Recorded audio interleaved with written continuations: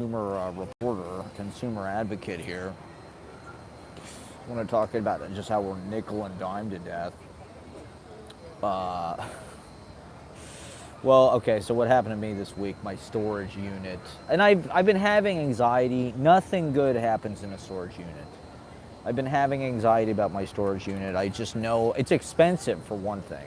It's way overpriced for a storage unit, which I did not expect because it's in Midwood, Brooklyn. It's not like it's in Manhattan or something. I'm paying Manhattan prices, more or less. I mean, this storage unit it's $200 a month. And I'm paying for this insurance, right? I pay $14 a month for this insurance. This is what I mean by the fleecing of America. I'm about to go into it. They've already got it. They're going to give you what they're going to give you. They've already got it planned out. So my storage unit is on the first floor. I got it that way. That's why it's expensive, because it's on the first floor. It's right by the entrance. I got it that way because the one they wanted to give me was like up. I had to use like these fucking like ladder steps, like you fucking go up like that step car that they have for like an airplane. And I wasn't going to carry my shit up steps to put in a fucking storage unit. So when I was moving, I just wanted to get it done with. I didn't think it'd be there that long. Like always with storage units, it's always a worst case scenario. It's Murphy's Law when it comes to storage units. I mean, last time my shit was in a storage unit, it was during the pandemic, right? We put our shit right before the pandemic, so I've just got bad storage unit karma with Life Storage. I trusted Life Storage. You know, we used Life Storage during the pandemic. It worked well, I thought. So I thought I'll go with them again. This place is pretty ghetto. And so, I don't know why. It's $200 a month. It's expensive. And so, there's a bathroom right across from my unit, like literally directly across is the fucking bathroom. And before we were like on the 5th floor or something. I should have just put my shit back there. I should have just taken my shit to Long Island City, put it there. Would have been like $120 a month. This, I thought, the bathroom at that place was like in the garage. You were in the garage, which makes sense in a storage unit. You probably don't want the bathroom anywhere near anybody's shit. Which, I didn't really put 2 and 2 together. I just thought, oh, that's convenient. If I need to use the bathroom, boom, it's right across from my storage unit. I didn't really think about, pipes, sink, toilet, I didn't really think about overflowing, backing up.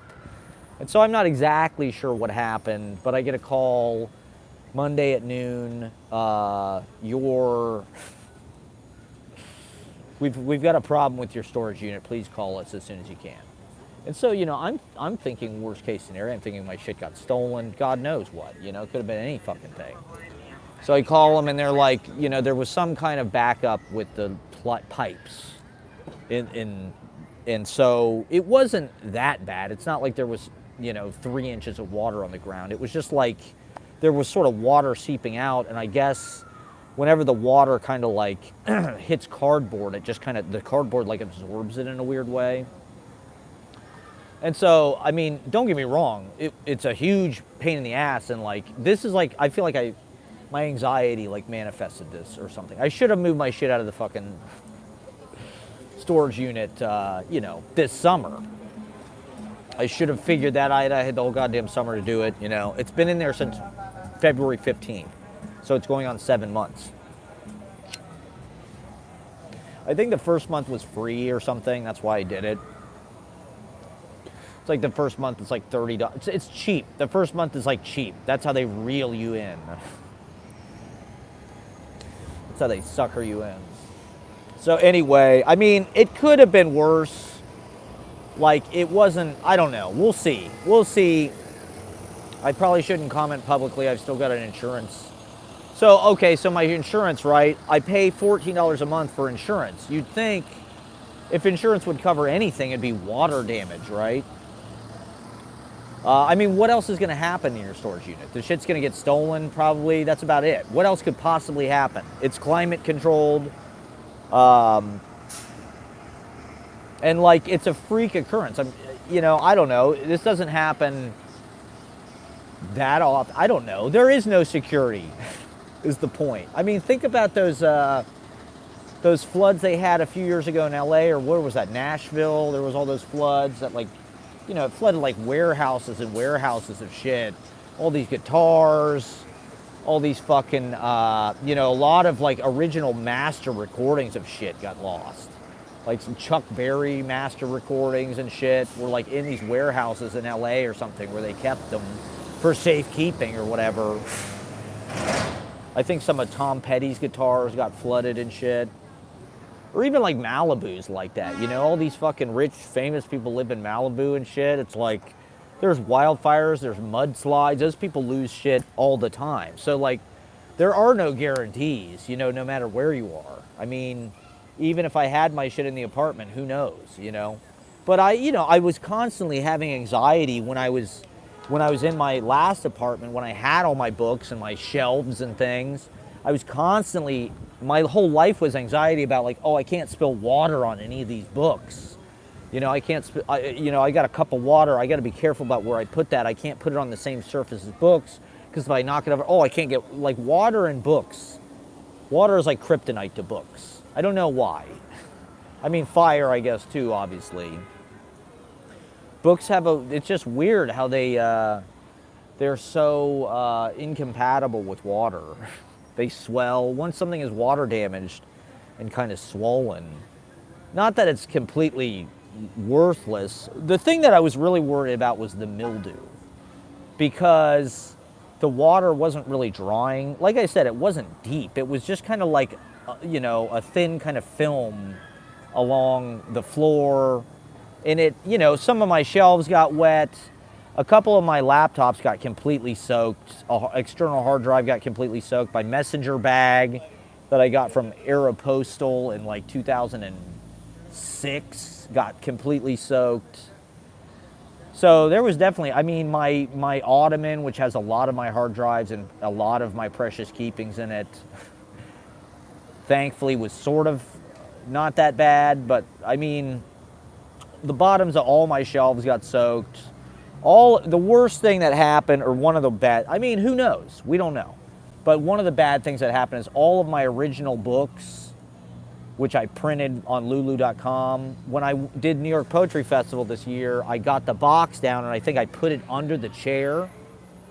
And so all of my original books got totally soaked. All of my self-published poetry, like perfect bound shit, which, I typically charge like $10 or $15 for. Not that I sell that many of them. I'm bad about distributing them. They're in my storage. I should have just took them to the apartment. It was really fucking stupid of me to leave them on the floor of the goddamn storage.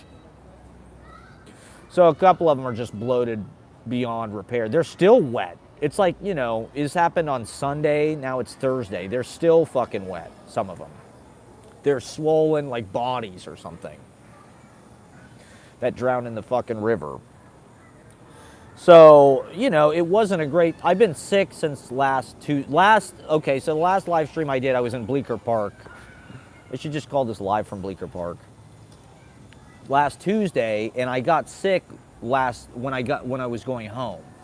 I either got sick at the grocery store or on the train.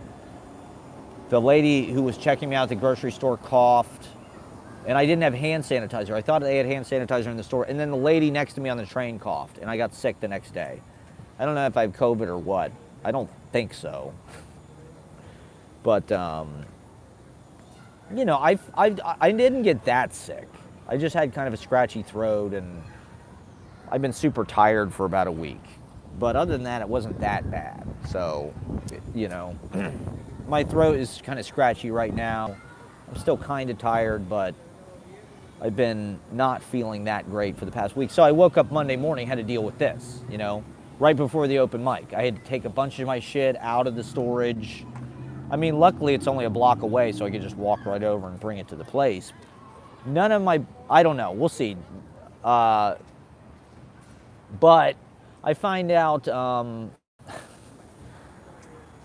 I'm supposed to have a $4,000 limit, right, on my insurance that I pay $14 a month with. But I find out there's a $1,000 sub-limit for flooding damage. So I don't know why or how they managed to write that fucking bylaw in there or whatever, or that fine print in there, but it seems to me like that's kind of fucking bullshit because I mean, what's going to happen to your storage unit? It's either it might, what could damage your property? It could get stolen, it could get incinerated, or it could get flooded. I guess vermin and rats, that's another thing. They have a $500 sublimit for that. It's like, how can they do this? What the fuck are you paying for the insurance for? Like, what is the insurance for if not to compensate you for this exact thing? And so there's a $1,000 sublimit and a $100 deductible, which means the most money that I could possibly get back for my insurance settlement is $900. Which, like, 2 of my laptops got completely ruined. And my shelves might all be ruined. Who knows? There was a lot of wood. My chairs got wooden legs, there's a lot of shit. My guitars got wet. Both of my fucking guitars got wet. My guitar case got wet. There could be mildew fucking damage. I looked in the unit yesterday. It seemed like it was dry, and it didn't seem that bad, the mildew or anything, but this shit is not supposed to happen. And I'm paying $14 a month for the fucking insurance, which they force you to get, by the way. It's just like insurance was the big thing in my hometown. Nationwide Insurance was one of the big businesses, employers. And, of course you have to have auto insurance. It's the law. There's a lot of insurance that's mandatory, but they also are dictating the payouts and shit like this. So it's like, this was a huge inconvenience. I don't really feel safe with my stuff there. I'd like to get it out as soon as possible. I pay $200 a goddamn month as it is.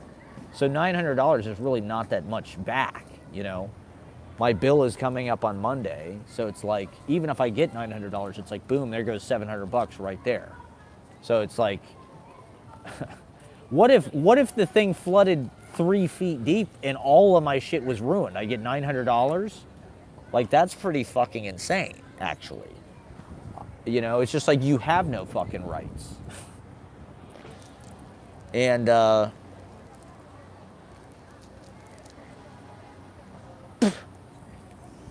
I thought I trusted Life Storage. I thought they were a good company. Thumbs down.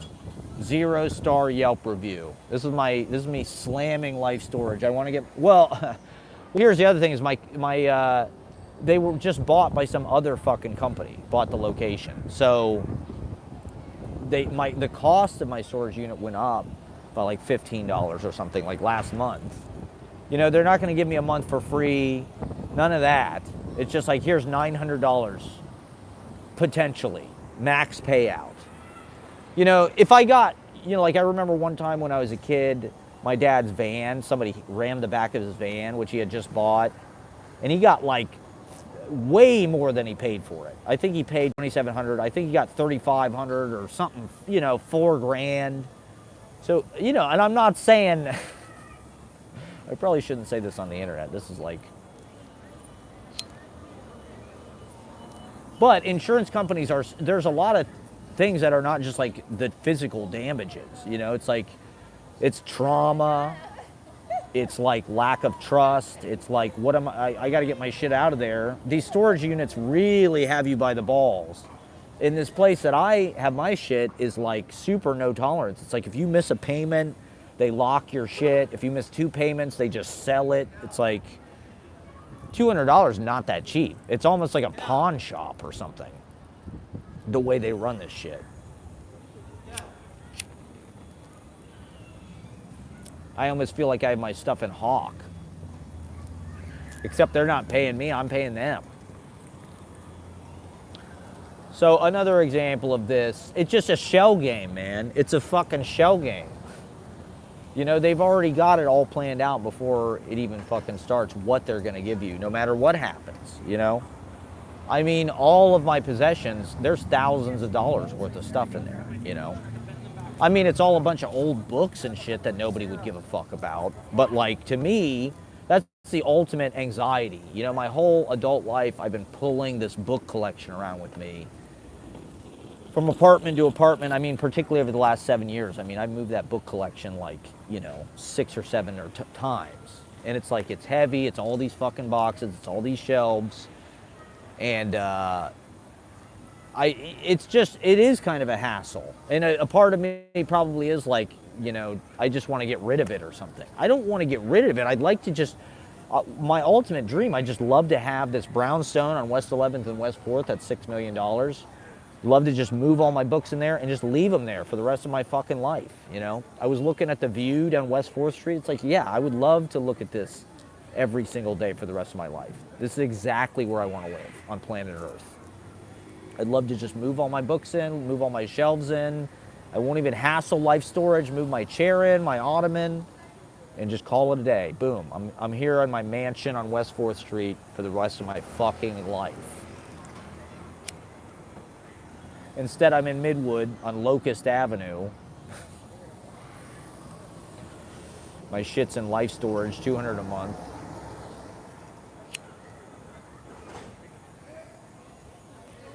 I can't even access it, I can't even look at it. It's just sitting in boxes. And now it's vulnerable. I mean, all kind of fucking...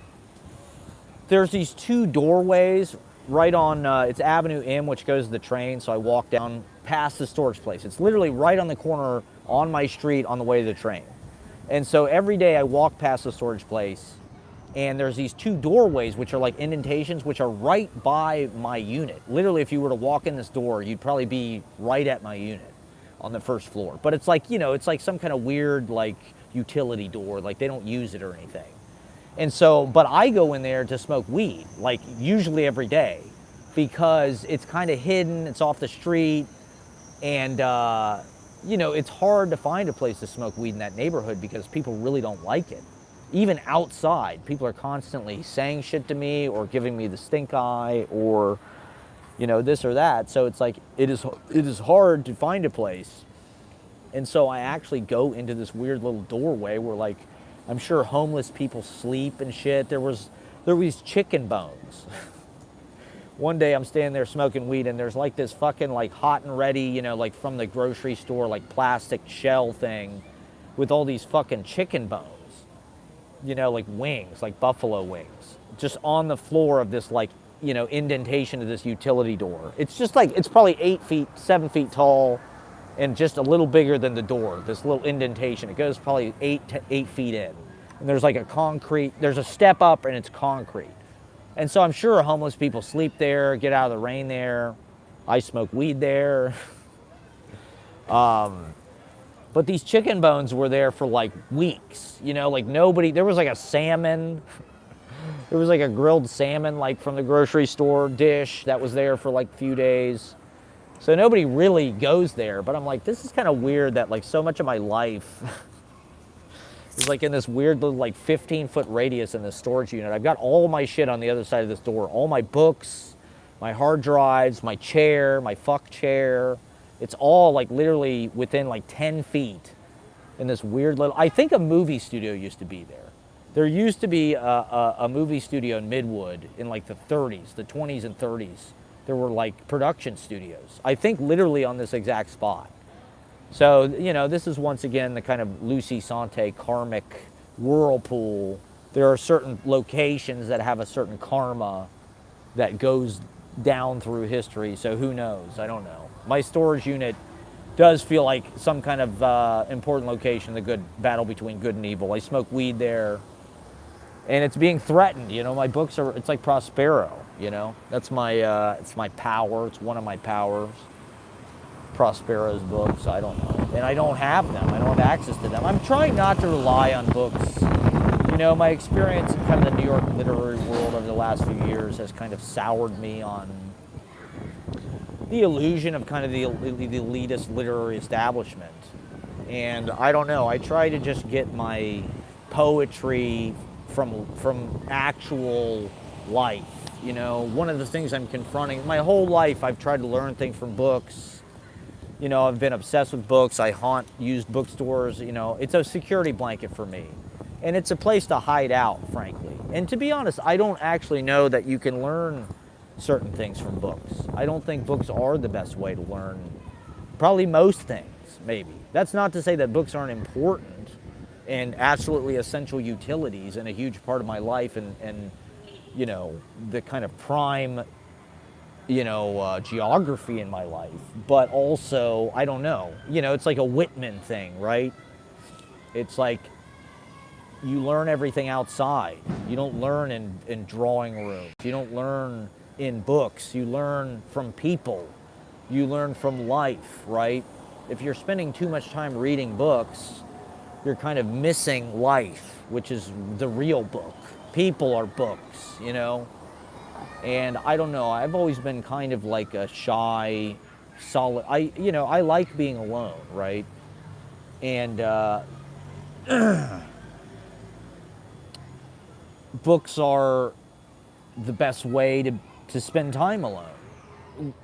But you're also sort of with other people. It's also kind of a social thing. You're learning about, what other people think, or you're sort of eavesdropping on a fictional scenario, But also the mind is the number one erogenous zone, or just it's kind of the most stimulating part of the body as a physical space. The brain probably has more nerve endings than anywhere. So to titillate the brain is the most pleasurable, actually, maybe. Maybe that's just mental masturbation, but I don't know. I was reading this book of the day, Carl Sandburg, The People, yes. On the way over, it's just like, I don't know. It was doing something to me that, going to poetry readings and listening to poetry does not really do. Reading silently to yourself, I don't know. It gets in there in a way that turns the screws. It's way more intimate, kind of. I don't know.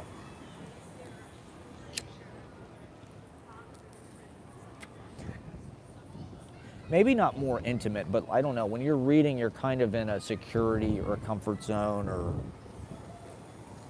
there's a peacefulness to it. It's almost like praying. Everything kind of praying, but like, I don't know, reading silently to yourself is kind of like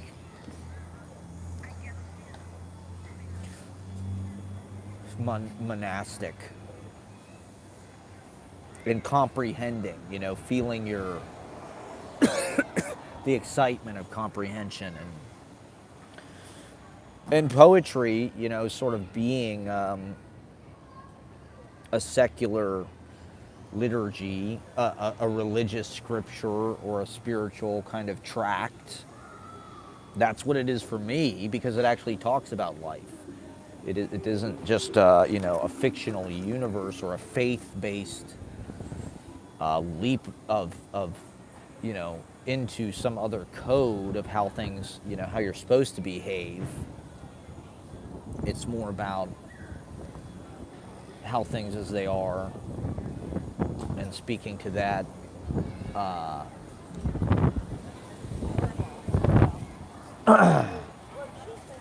But, it's also hard to find time and space and circumstances where you can be alone with your books and read. And I don't know, especially as a young person, it's like I want to get out and be with people and be at events and be out in the work, get as much out of New York as I can.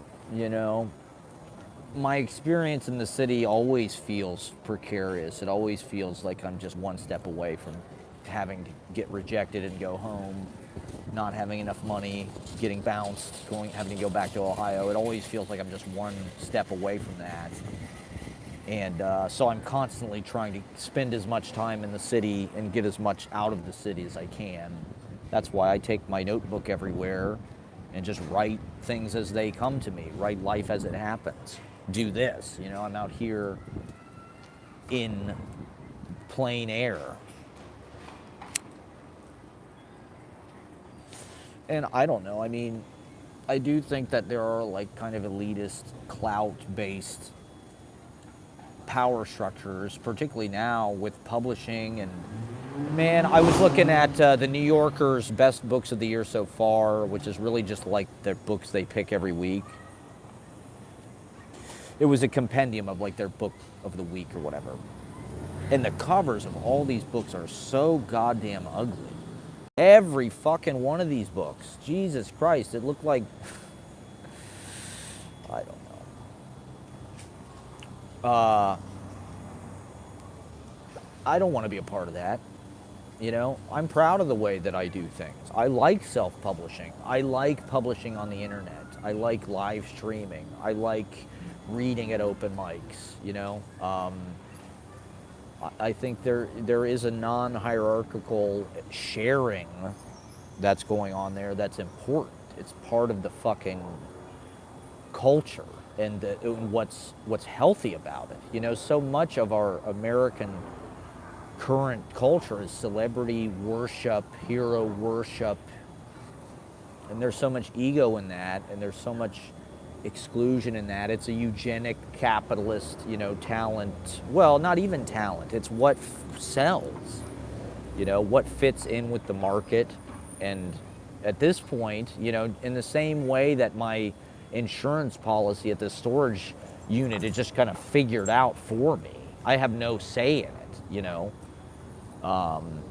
The music business feels the same way. They just kind of, it's just like they're going to decide what we're going to listen to and who's going to be famous, and we're just going to like it, whether it's good or not. I mean, popular music has sucked for the last 40 years as far as I'm concerned.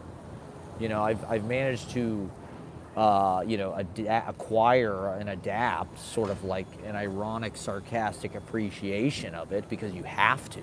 I mean, if you don't like Britney or NSYNC or, I mean, Lord knows what's even out there now.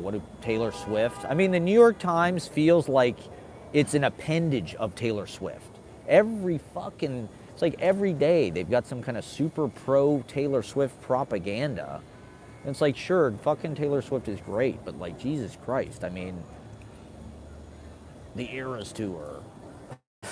Now there's a movie. There's going to be a movie.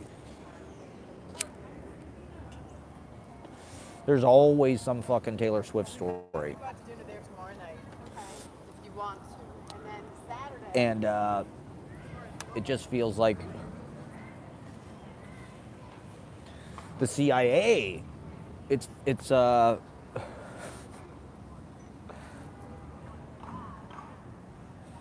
psyop. And not that Taylor Swift isn't great. And you know, I love Taylor Swift and everything. I'm very pro Taylor Swift, but like, you know, and to be honest, she is one of the best things about pop music. I won't go into it because I know people are turning off right now. Nobody wants to hear pro Taylor Swift content. The New York Times does that for us. We don't have to. And the New Yorker, and I mean, I don't know.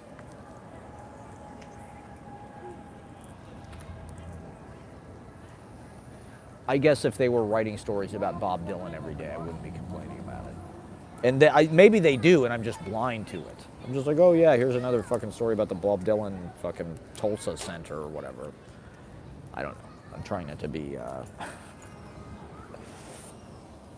But okay, in any case, what the hell was I talking about? I was talking about poetry, publishing, getting the work out there, doing the work, empowering yourself.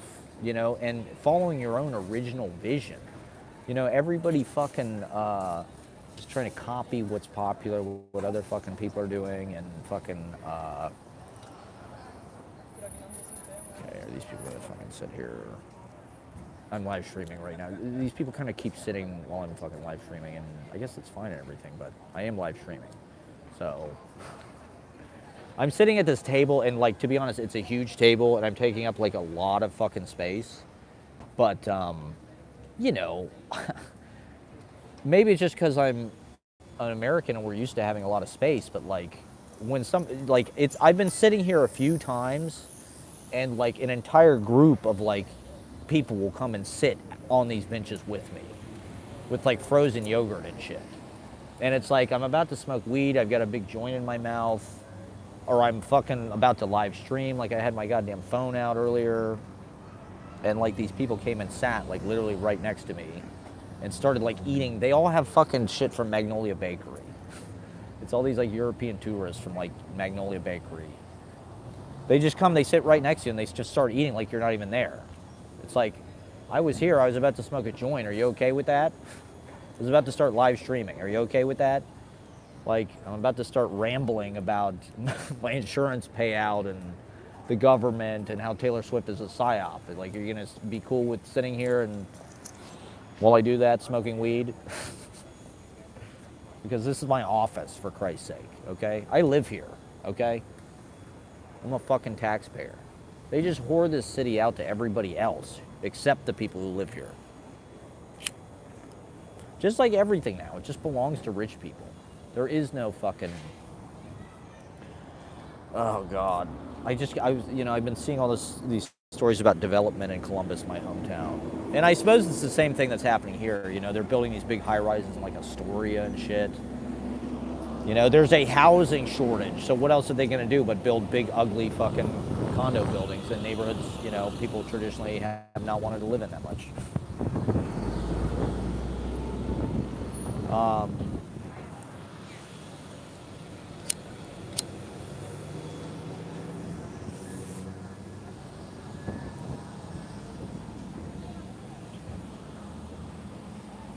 So yeah, my brother was telling me about, he got a job as I think he like installs cable or something. He works for AT&T. And, you know, it sounds like, to be honest, kind of a dangerous job. It's like he has to like climb fucking poles and shit to run, I forget what he called it, but like the line from the telephone pole to into people's homes. And, you know, he has to like climb up on a fucking pole. And, he was just telling me about a lot of the guys who do this are former military. They were in Iraq or Afghanistan or whatever. And the schedule is just terrible. He says, you know, it's like, it's supposed to be 8 hours a day, but he's usually there 12. And, you know, they pay him time and a half. But it's like he only gets $22 an hour to start, which is not a whole lot if you're fucking climbing poles in the middle of the winter, you know, risking your goddamn life, to be honest. And there's a lot of turnover at this job. And so time and a half, that's $33 an hour. That's probably what he should be getting paid to start. You know, so even when he's working overtime, he's already getting fucking shorted, you know, at his regular hourly, even though, you know, to most people that's not a bad, I mean, 22 is not bad. It could be worse, but you know, that's really a skilled position, and it's almost like a fucking trade or something. You know, it's almost like being an electrician. I mean, it's not quite that, it's not certified in that way, I guess. But I don't even know what their fucking policy is, you know, if somebody, God forbid, but like, I'm sure they have that figured out too. You know, I'm sure that's built into their fucking business plan. That's just part of it. You know, it's like this cable installing and high-speed internet and all this shit is like super, you know, like fucking Spectrum is like everywhere. The old Barnes & Noble on 6th Avenue is a goddamn Spectrum. Like, cable, like, I don't even know. Do they even have phones? Like, who the fuck is walking into like a Spectrum store? But there's all these goddamn Spectrum fucking stores. It's like, this is a booming business. And it is almost like some kind of weird infrastructural rollout, like almost like some kind of private contracting war machine or something. It's almost like Blackwater or something, where it's like they have this whole army of fucking people that it's like, it's sort of construction, it's sort of a trade, but it's also something you can just sort of get a job doing, almost like a restaurant, because it is like exploitative. He's in a union, but the union is like totally fake, right? It's just like they can't strike. It's like written into their union contract that they literally are not allowed to strike or like do any kind of collective bargaining. It's like, well, what is the fucking point of the union? You know, if like you can't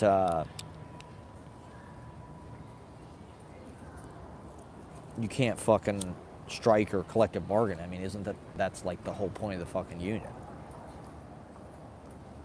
there's all kind of other shit, you know, where it's just like they co-opt whatever it is, like, oh, we'll sell you insurance, you know, for $14 a month for your storage unit, but boom, here's your rights, you know. Oh, you can, oh, are these people gonna come over here? These fucking people. You know, we're gonna sell you fucking, we've already figured out what your piece of the pie is. We've already figured out what your fucking share is. You know, we've already fucking,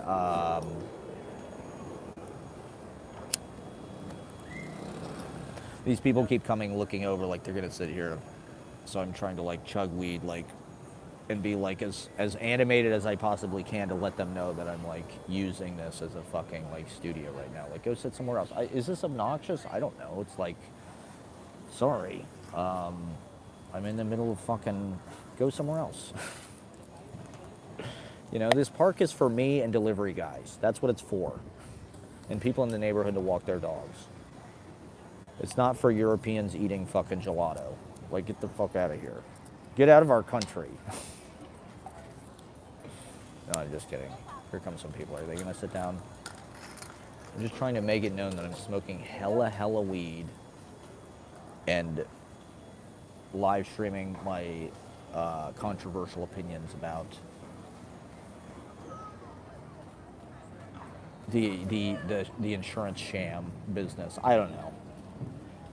I'm hoping that I get the maximum payout on this. I feel like I deserve the maximum payout, emotional and punitive damages, inconvenience. I mean, first of all, they're just overcharging to begin with, you know. And in any case, like, it's a storage unit. Shit like this is not supposed to happen. So they should fucking do anything they can possibly do to, I mean, that, in my experience, that's just a smart way to run a business.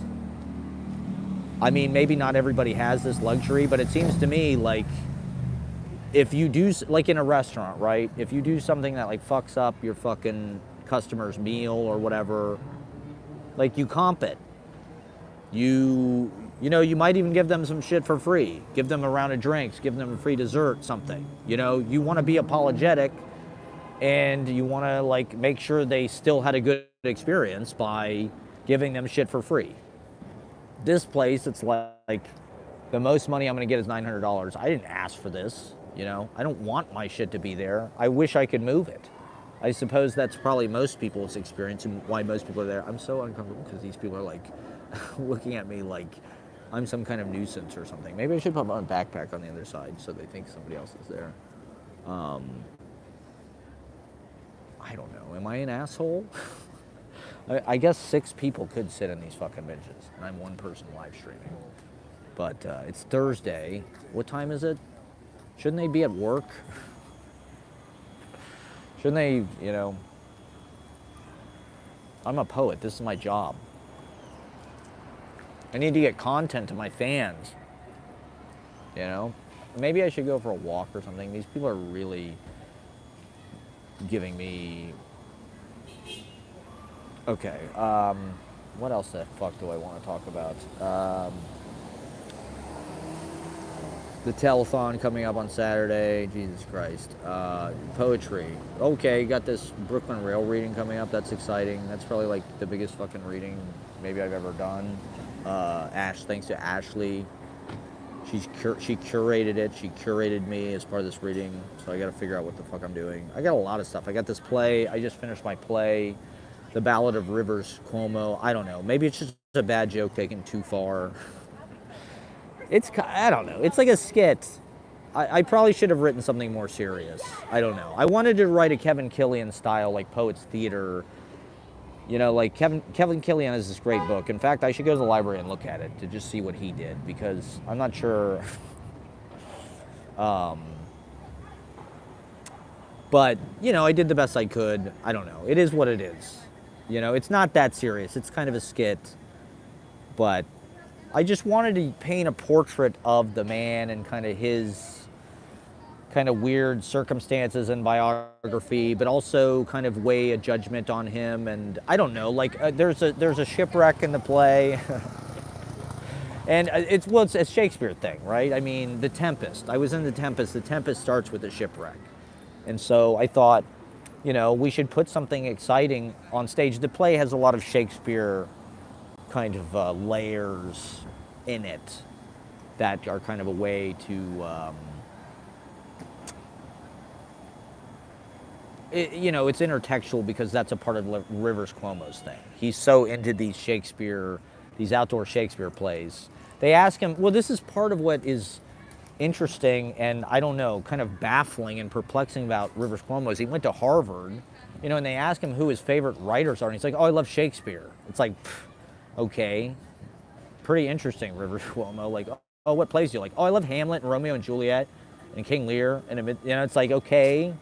Like, that's the most bland answer you could possibly fucking have, you know? Like, you look at his literary picks, I think on barnesandnoble.com, he's got, like, Rivers Cuomo, like, fucking,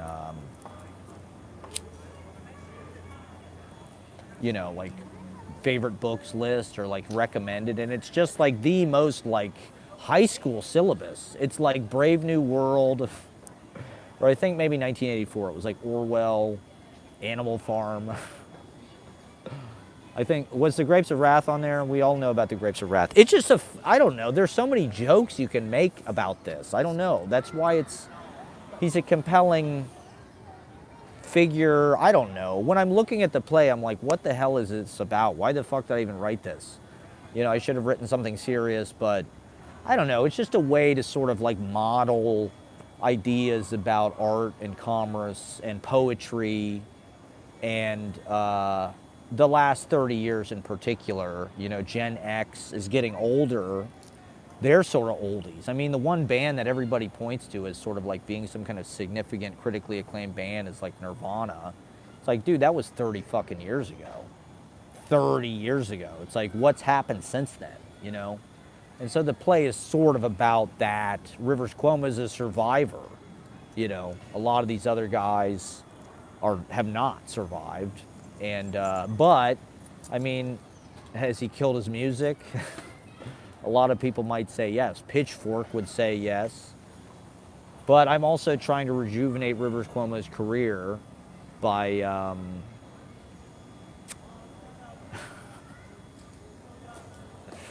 causing people to take another look. It's sort of Lives of the Poets. You know, that's my obsession for the past few years has been Lives of the Poets and the biographies of the poets. And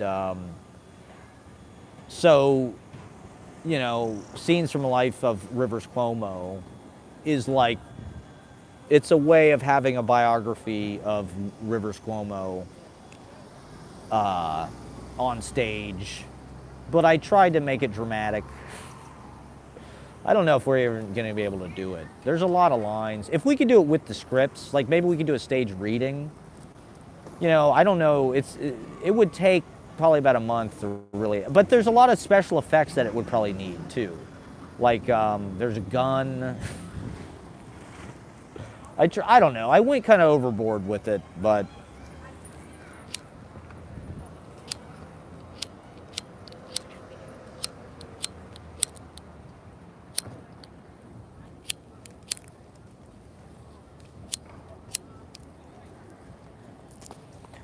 You know, the Shakespeare thing kind of gave license for that because, you know, in fucking Shakespeare, all kind of crazy shit happens. Everybody ends up dead. You know, there's ghosts, there's fucking all this kind of crazy shit. So, you know, in a typical 10-minute play, but it's Poets Theater, so I thought use the imagination and fucking, you know, it's like, an improv scene is a lot like, a Shakespeare because they didn't have a fucking set either. At the Globe Theater, they didn't have a bunch of elaborate scenery and shit. They had to create the scene in people's mind's eye. That's why there is all this elaborate description about the temple bell haunting Martlet and the castle keep and all this kind of shit because like, they need to tell the people where the fuck they are. And so that gives them, you know, actually a huge budget. They can go wherever the fuck they want. It's a holodeck, right? Like the KGB open mic.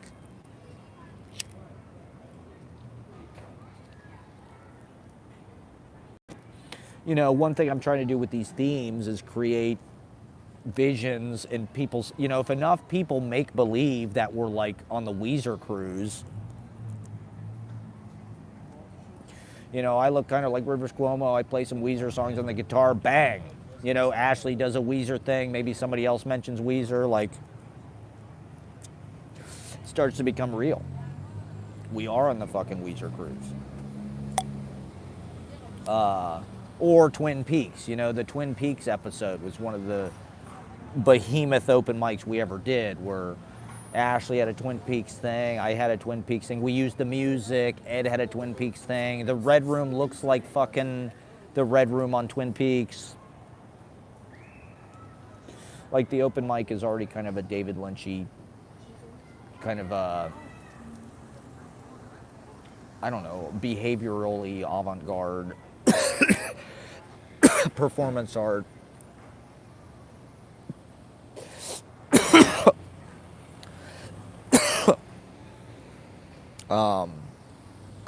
Ecstatic, religious ecstasy, trying to enact states of religious ecstasy on stage, speaking in tongues, like Hulk Hogan or Ric Flair or any other Southern Baptist preacher, James Brown, Little Richard,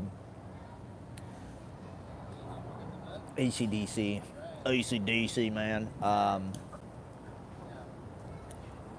John Giorno. Speaking in tongues. He was speaking in tongues. I don't know. For some reason, you know, those were the performers. I'm starting to mellow out. One of the things that I've got a new vlog premiering tonight. One of the things that I think is kind of exciting that I've been starting to explore on stage is like talk piece type things. I did this thing at the Quincy Adam the other night about Gilgamesh, right? I don't know if I talked about that here or not, but it was just like, you know, I wasn't trying to be like super funny or super punchline-y. I just talked about Gilgamesh, you know, the Epic of Gilgamesh.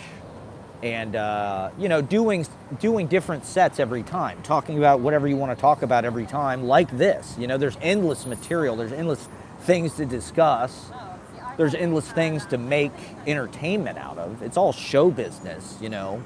If you're charismatic, I guess, I don't know. The only things people compliment me, people tell me my stage presence. People are complimenting, but it's like, what does that mean? That's not really a compliment, right? Stage presence? What is that? To me, that's just regular presence, right? It's not any different. What is stage presence? What is that? Is that just being comfortable on stage because you're an asshole? Or you're kind of, you know, I do feel like weird and kind of maybe maladapted compared to a lot of people, where it's like most people are comfortable in real life.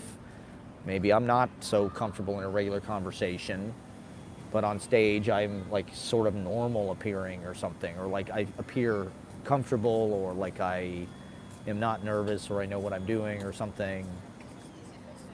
And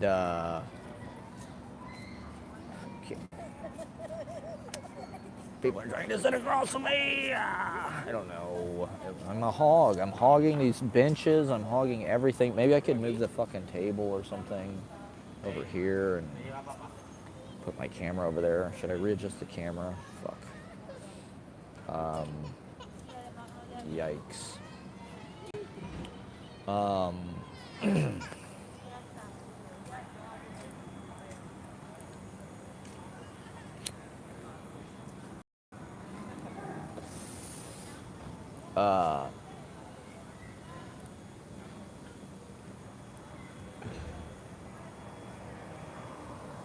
You know, my play is like a piece of music criticism, a lot of writing, I don't know, a lot of poetry, I feel like it's music criticism, or why not? You know, that's one thing that poetry taught me, is like you can use one form to include another form, you know, like you can make a poem that's music criticism, you know?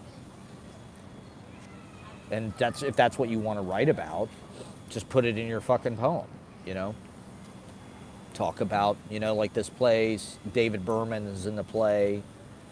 So, you know, it talks about different kinds of music, Winger, Striper,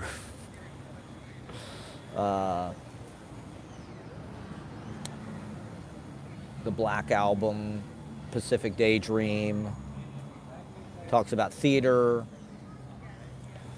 There's music in the play, of course. Showmanship. That's something I've been thinking about recently. As is that a skill, and what does that mean?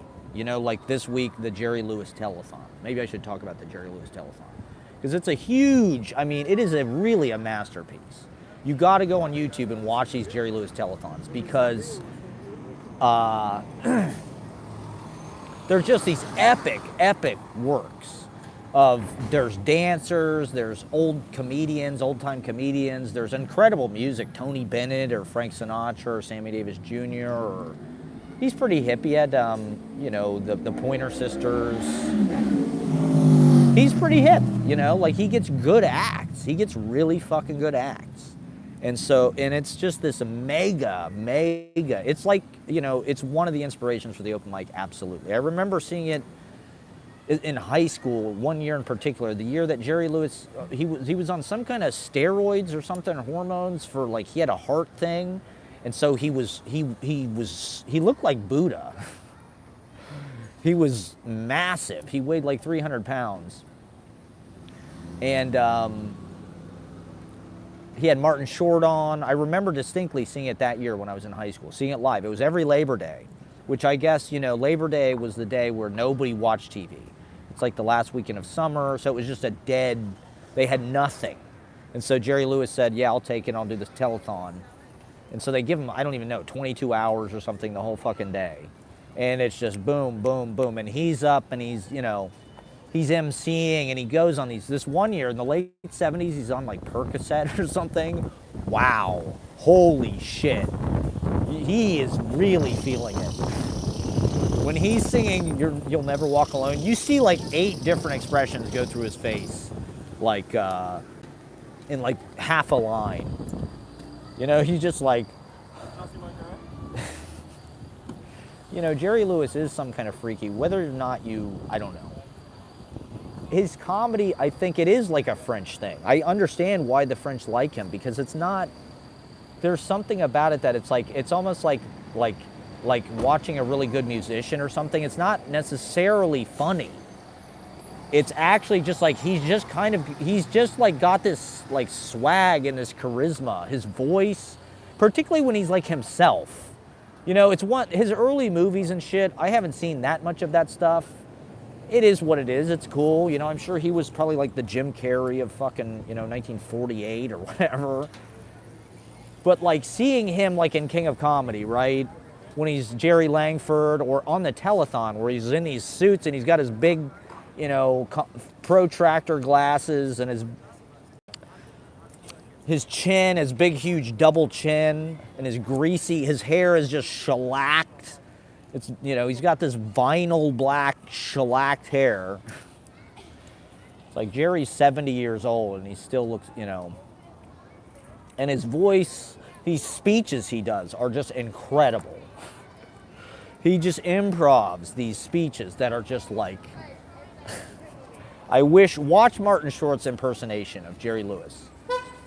Lewis sings Dylan. If you watch Martin Short do Jerry Lewis, he really captures these speeches that Jerry Lewis does. He just goes on these flights of fancy, and they are poetic and kind of high flown and like,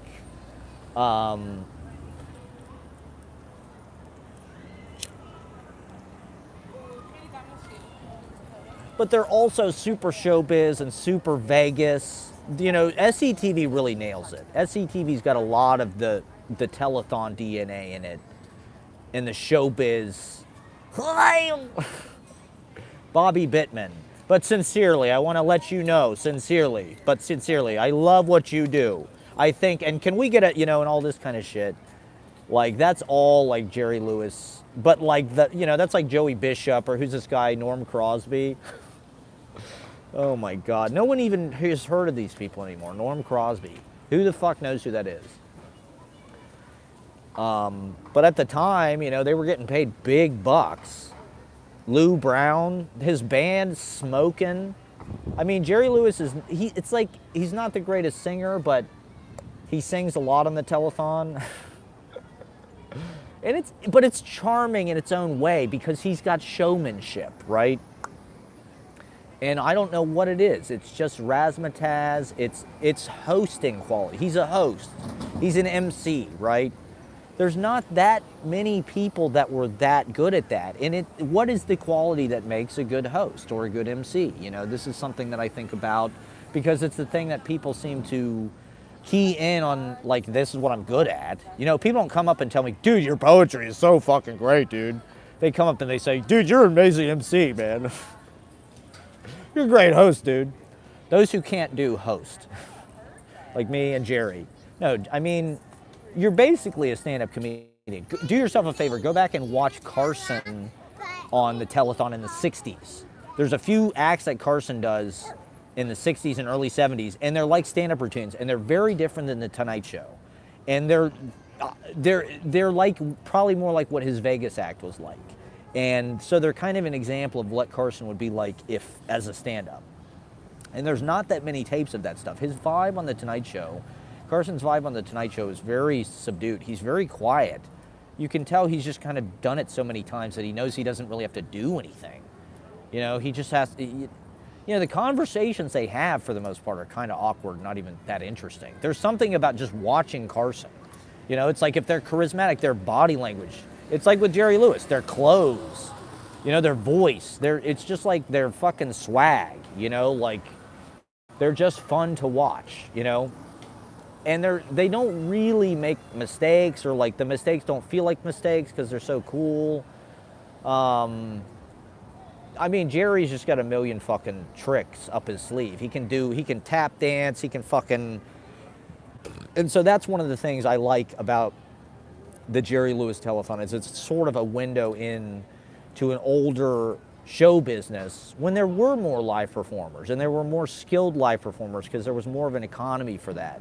Before mass-produced electronic media, television, movies just took over everything. But it feels like we're sort of returning to that moment where everybody is kind of a performer, or there are more performers, like vaudeville. You know, before TV and movies, it was like people had to entertain each other. You know, you could entertain about as many people as would fit in an opera house or something, max. You know, there was no amplification other than just natural acoustics.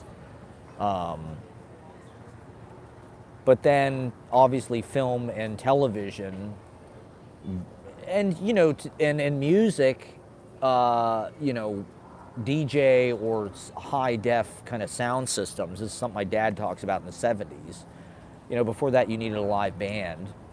But in the same way that rock and roll bands replaced big bands or something. You know, it's just like they didn't need 40 fucking guys to make a big sound. They could make a huge sound with 4 guys with amplifiers. So then those guys were obsoleted by machines. You know, DJs, or now it's you know, those electronic jukeboxes. You don't even see live bands most bars you go into. You gotta pay. You gotta pay a fucking cover charge. And so it's like, as a performer, it's harder to find stage time, right? There's no vaudeville circuit that you can get on when you're 5 years old and just travel fucking the country as part of your family act or something, like Buster Keaton or Charlie Chaplin or Stan Laurel or all the greats, right? They've been in front of audiences their whole fucking lives because of vaudeville, because of the economy of live performance at the time.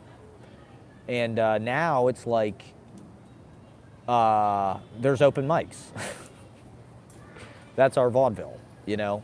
That's why I just started doing shitloads of open mics. It's like, I'd love to have gigs, you know, I'd love to get booked on stuff, but even when you get booked on stuff, it's 5 minutes, 10 minutes, you know, and it's once a month, twice a month, you know, so it's just like open mics, you get tons of stage time, it's a variety show, you see tons of acts.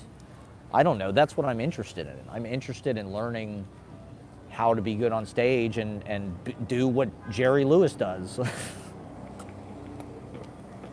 Or Milton Berle, or Johnny Carson, or fucking Joan Rivers, or, you know, Flip Wilson, or Richard Pryor, or, what was it, Mobs Mabley, or whatever. Or, you know, RuPaul, or fucking, I don't know, Ryan Seacrest, Nick Cannon.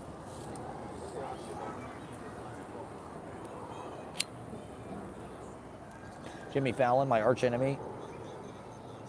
My hero, Jimmy Fallon. So we're trying to make it in show business, but it's like, now it's TikTok, right? TikTok probably is the new vaudeville, we're normal people. I don't think that's bad. I think people naturally, it's natural for animals to want to show off and show their feathers and show their colors and dance. It's a mating dance, to some degree. But it's also just like it's a path to excellence. It's a path to mastery. It is a practice. Getting on stage, public speaking is not for everybody. It's a high wire act, show business. Not that I'm, any fucking expert or anything, but I've always been in show business. I've always known I should have been in show business. Is academia show business? I don't know. Lecturing. I'd like to get a piece of that. I'd like to get in on that. Easy Paradise is sort of an amateur academia.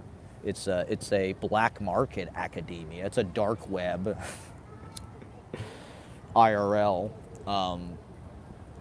pirate academia, bootleg academia. It's like amateur doctors or something. We have to heal each other. It's about healing, really, is what it's about. It's about healing. That's what entertainment.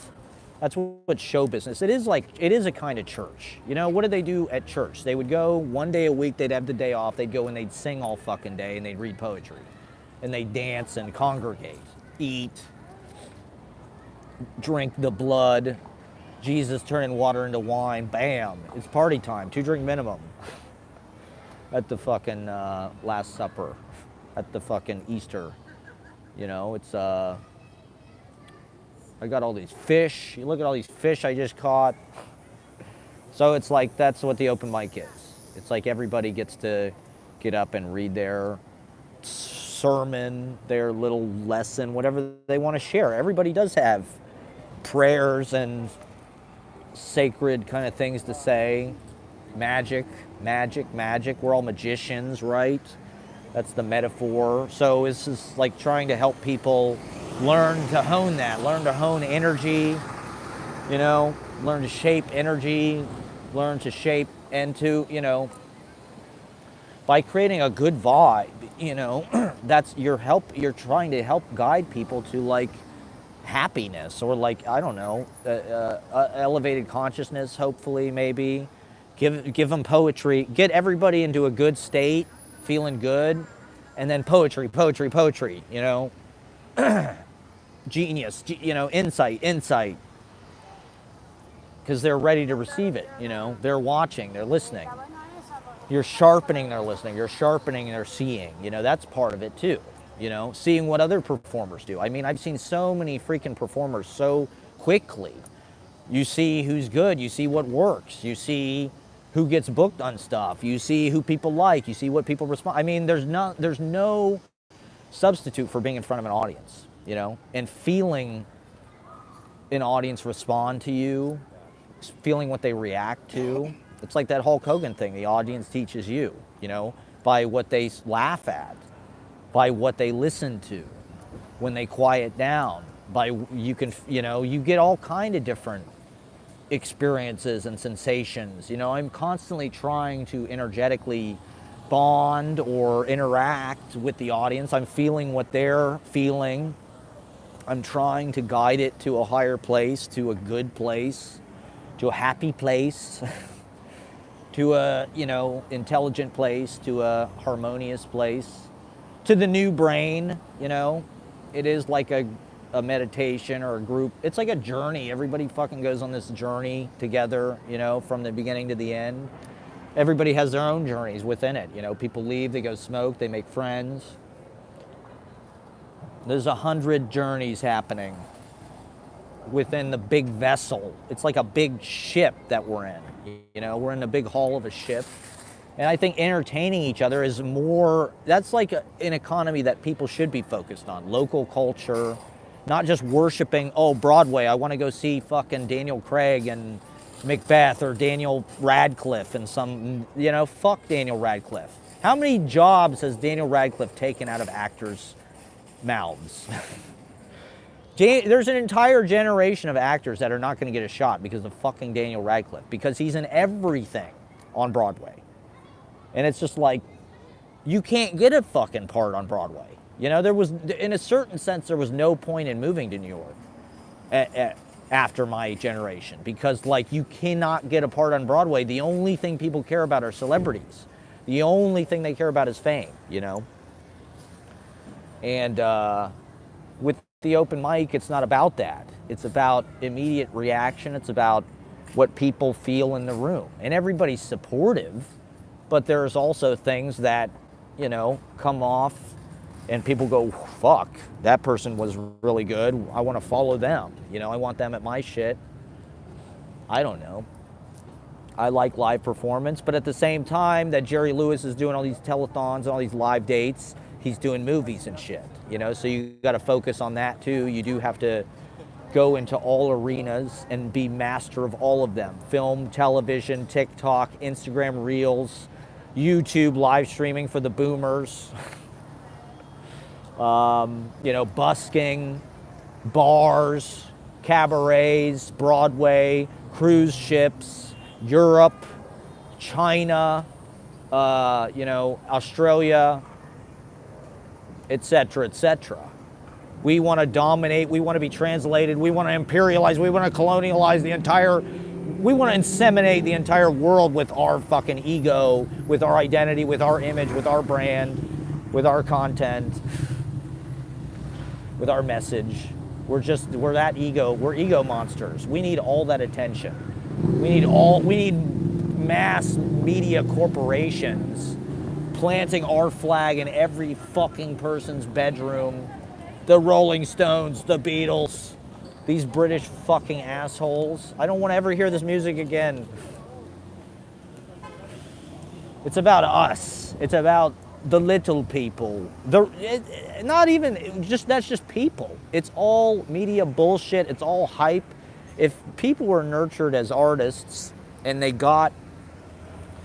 if they were able to live their truth and their path and their journey as artists, they might develop into, look at the birds, you know, they're all singers, all of them. They all fly, they all sing. And so we should too. So should we. So too should we. So it's like the open mic is just a little branch. Everybody gets to come and perch on the branch and sing for 5 minutes, and then they fly away and somebody else flies in. But, you know, we're trying to make it the best show that we can possibly make it, and make it a Wagnerian, not to use, but, you know, one of the things with Wagner, right, was the total art, right? I think. Was presenting an opera on stage, whatever I don't know. Should we not talk about? It's just one example of that. You know, sound, vision, poetry, music, comedy, drama, life. You know, I would love to make a living and have a life where I could just develop more projects like this and more forms like this and really experiment with performance and try to get shit on film. I guess we all would. You know, that's the rat race that we're put into in this country, is like only certain people make a living. Only Chris Pratt or who's the asshole on Parks and Rec? Is that Chris Pratt? Who's the guy, Adam, Workaholics? I can't believe Workaholics. These guys are famous. That Workaholics guy, Adam Devine, was on the Weezer cruise. He was like a guest of honor on the Weezer cruise. I'm like, how did I fuck my life up so bad that Adam Devine is on the Weezer cruise and I'm like live streaming to one person? Having to fend off European tourists from my homeless bench perch that I have reserved here in Bleecker Park. I'm an itinerant, transient, vagrant live streamer. Radical, reactionary men's rights streamer. And yet, Adam Devine, this guy probably has $1 million. He probably is multi-millionaire. He might even have $10 million. He's in that Danny McBride show. Give me a break. Come on. I could be a fucking movie star. Come on. Just because I'm not a Nepo baby, okay? It's about exposure. The open mic, we're trying to get people's faces out there. We're trying to create a culture, a scene, the genius, as Eno says, the genius of the scene. You know, Eno was saying certain people get selected out as the genius. Lou Reed or whoever, Bowie, they're the genius. You know, they're individual, they're special. Eno was saying, well, they were the products of a scene that was a culture that had a scene. You know, the Warhol Factory, right? Lou Reed, Taylor Mead is there, and fucking Gerard Malanga is there, and fucking Billy Name is there, and Candy Darling, and Ted Berrigan, and Ron Padgett, and, you know, et cetera, et cetera. There's a scene that's part of what taps, you know, there is like a vibrational harmony, and people, you know, it's when you see other people's genius that you're kind of like, okay, I can do that. That person gave me permission to go that far. Maybe I was hiding that part of myself because I was afraid to scare people, or I'm trying to, like, you know, resonate with the peer group and not be a show off or something. But look, this person's pushing themselves. I'm going to push myself. We're going to push each other. I'm going to learn from what they're doing. They're going to learn from what I'm doing. I'm going to imitate what they're doing. They're going to imitate me. I'm going to imitate that person. You know, there's a stew, man. There's a stew. There's everybody influencing everybody else in a true sense, not in a fucking social media. I mean, are we actually influenced by influencers? I suppose in only the shittiest ways. I mean, does everybody want to look like Charlie D'Amelio? I suppose in a certain way they do. To me, I guess it's the same influencers that it's always been. You know, the influencers to me are the artists that I admired growing up, who I wanted to be like. James Dean, Orson Welles, Charlie Chaplin,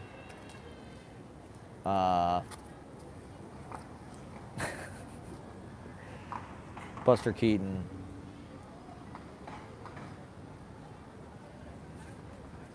Rimbaud. Same influencers as ever, you know. People who did,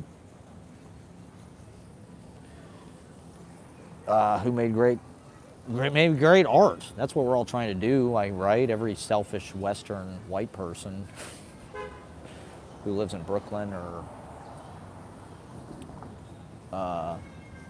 you know, various hipster enclaves across the world. We're all just trying to be great artists and get people to worship our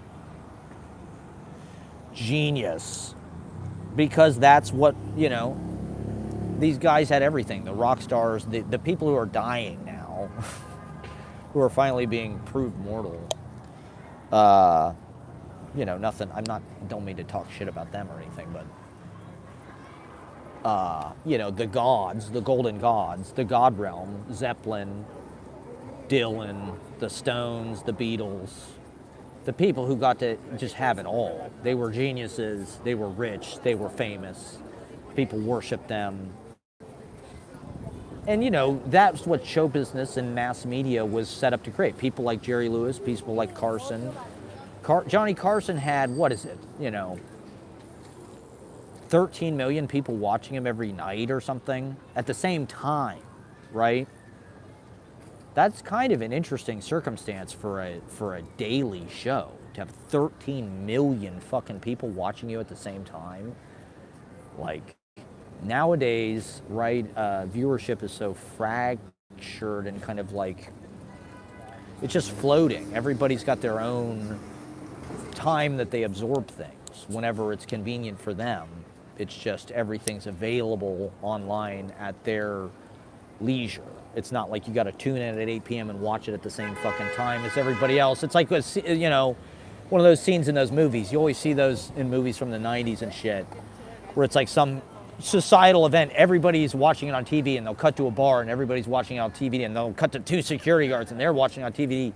you know, like the Truman Show, and then they'll cut to somebody else and they're watching it on TV. It's like everybody's watching it on TV at the same time. It's like there are certain things that happen, sports like that, maybe presidential address, maybe sort of, but you know, all the TV shows are just like microwave dinners or whatever. It's just like you fucking turn it on whenever you want to eat, you know, 11:30 at night,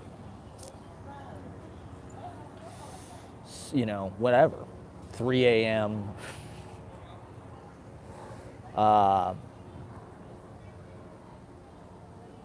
So I don't know. It's just like always. There's certain mediums, and it is constantly changing. Silent movies into fucking sound, into television, into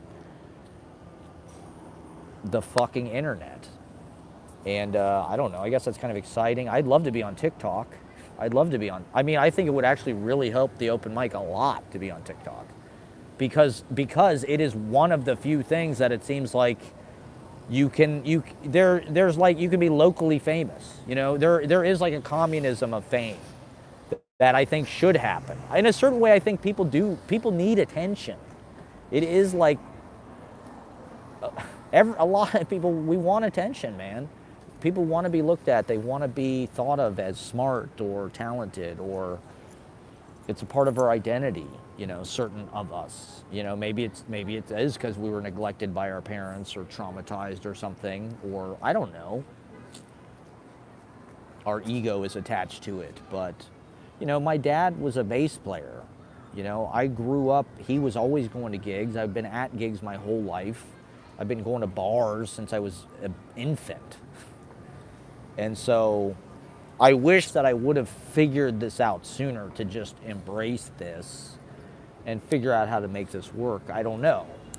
The economics of it are, but you know, here's what my advice would be to any young person today, or my 18-year-old self, is just like,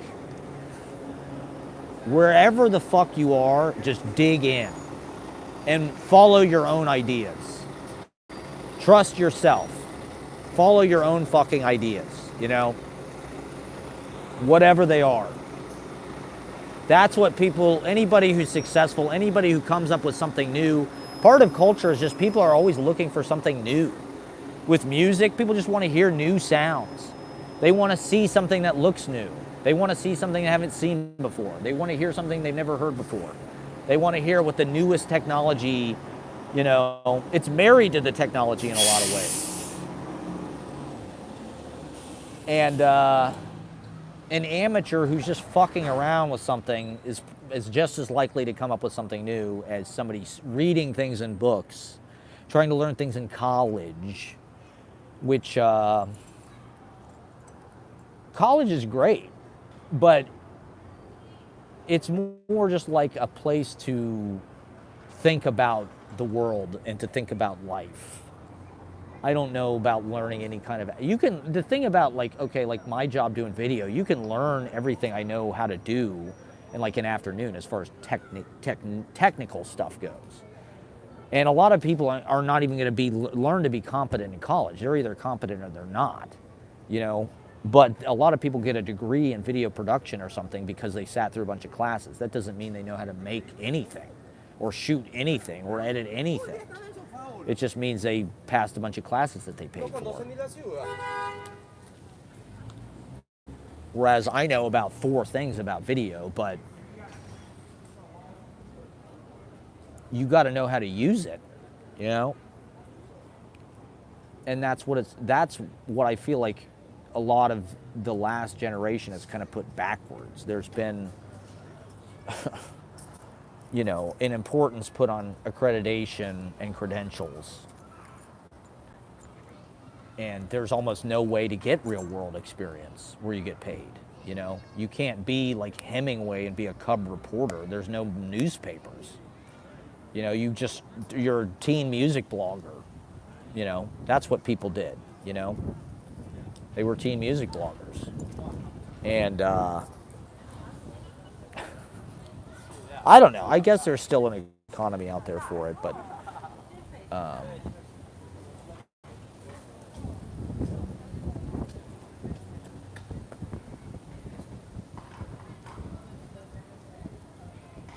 It's just like, whatever it is that you fucking do, just, I wish I would have started. I was afraid, honestly. A lot of it was stage fright. I had pretty bad stage. I was not ready to present. I would play my original. I would always do music. The thing is, I was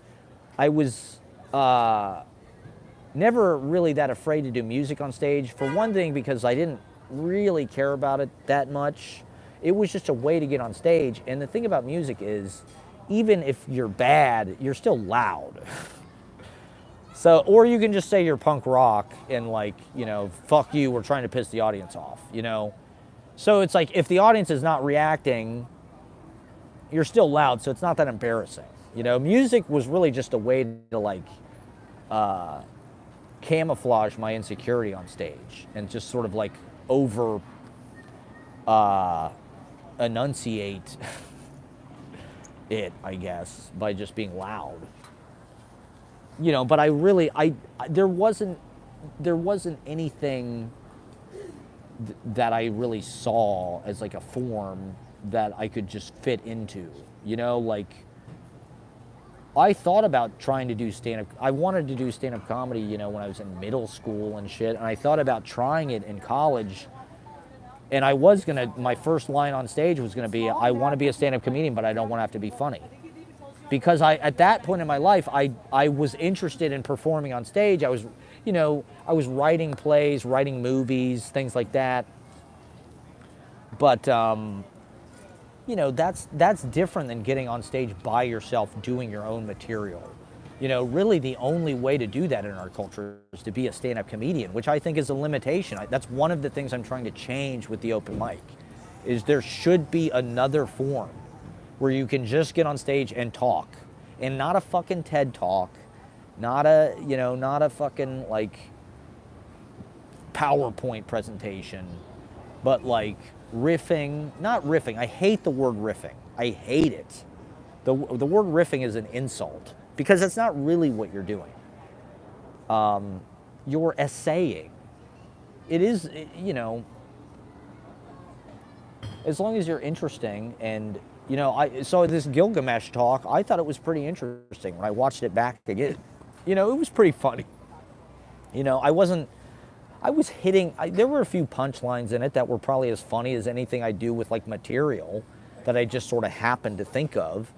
I wasn't delivering them every 5 seconds like you're supposed to do when you're a comedian, but I think I was providing a lot of food for thought and like stimulating a lot of people in the audience. That's the point of what I'm doing. I'm trying to stimulate people. I'm not necessarily trying to dominate them with my own like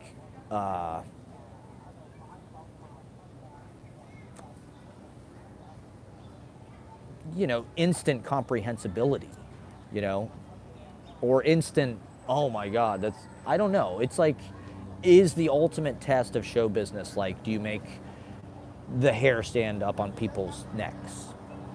Is that what you have to do every time? Every time you sing, every time you do your whatever pantomime act. Like, I think I could probably do that occasionally. But I don't know. I think one thing podcasting has revealed is just like, there is a huge market for disposable, thoughtful, verbal, improvisational, conversational content. One of my disappointments with sort of the podcasting industry is just like, they're all the same. They all just have these kind of boring kind of programmatic formats and shit. And I don't know. Podcasting could be a lot more artistic than it is as a form. It just sounds kind of like commercials with chatting for the most part, rather than like a sound collage. Or if you go back and you listen to the Heart Tree Press podcast that Nick Joswiak put together of me and Sarah and him talking with music, or if you go back and you watch my episode Memory Zine, Scenes from a Life Memory Zine, it's sort of a podcast. It was like my version of a podcast. There's conversations in it. There's quotes from books. There's music. There's wavetable in it. There's poetry in it. That was like my version of a podcast. Sort of like when I was a kid, I used to love, and this was a show business thing, micro cassette recorders. You know, in the 90s, before digital, you know, if you were lucky at the mall, you'd buy a micro cassette recorder, which was made for like lawyers or like people in offices to like dictate shit to like their fucking secretaries or whatever. Or like do this, I guess, just like dictate things out loud for later. But I would buy these micro cassette recorders because to me they were like show business. It was like having a fucking recording studio. I could do skits, you know, I could record myself doing skits and listen back, right? Like the Talk Boy. The Talk Boy was the first version of this. Kevin McAllister in Home Alone. Macaulay Culkin, one of our early pop culture gods, had the Talk Boy, right? Which was an early kind of surveillance technology that crept into our lives. And sort of a Warholian, I guess, New York effect for that film. And I had a Talk Boy when I was 8, and my brother threw it across the room because I tape recorded him saying "suck me." I had actual audio evidence of my brother going "suck me," and so I had it. I was, you know, it was just something I could blackmail with him. You know, me being the little brother, he just took the Talk Boy away from me and threw it across the room and smashed it on the wall. That was the end of the Talk Boy. But a few years later, I got a micro cassette recorder, which is like a sophisticated businessman version of a Talk Boy. I was obsessed with that shit as a kid. I carried a briefcase to school when I was in 7th grade, because at a thrift store you could buy a briefcase for like $2. You get like a leather fucking briefcase for like $2. Like a nice fucking briefcase. So I just carried that to school with my micro cassette recorder like I was a fucking lawyer. Or Jerry Lewis. Apparently Jerry Lewis would put a cassette recorder. They talk about this in Seinfeld. Jerry Lewis would leave his briefcase at meetings with a cassette recorder running in it after he would leave to record, and then he'd go back and get it, and so he could record what people were saying about him after he left. That's Jerry Lewis for you. That's part of the mystique about Jerry Lewis. My mom bought me a biography of Jerry Lewis when I was a kid. She was like trying to push Jerry Lewis on me. So that's part of why I study Jerry Lewis, because mother knows best, you know. So it's like, what is this? Why is my mom trying to push Jerry Lewis on me? I have some kind of affinity with Jerry Lewis that my mother understands that I don't. So let me just study this guy. I guess he's a well-spoken, he is a genius of technical. He created video assist, you know. He really was an innovator in the film industry, and he was interested in new technologies. He always had the newest video equipment and recorders and shit. Hence the recorder in the briefcase. So I had a micro cassette recorder when I was you know, like 9 and 10, and I would record skits that I write, you know, I do voices and shit. I'd record things off TV that I like, shit from South Park or Ishtar. I had one tape with a bunch of Ishtar stuff on it, quotes from Ishtar, the songs from Ishtar. You know, this was a little bit before E-Bombs World, kind of about the time of like early soundboards.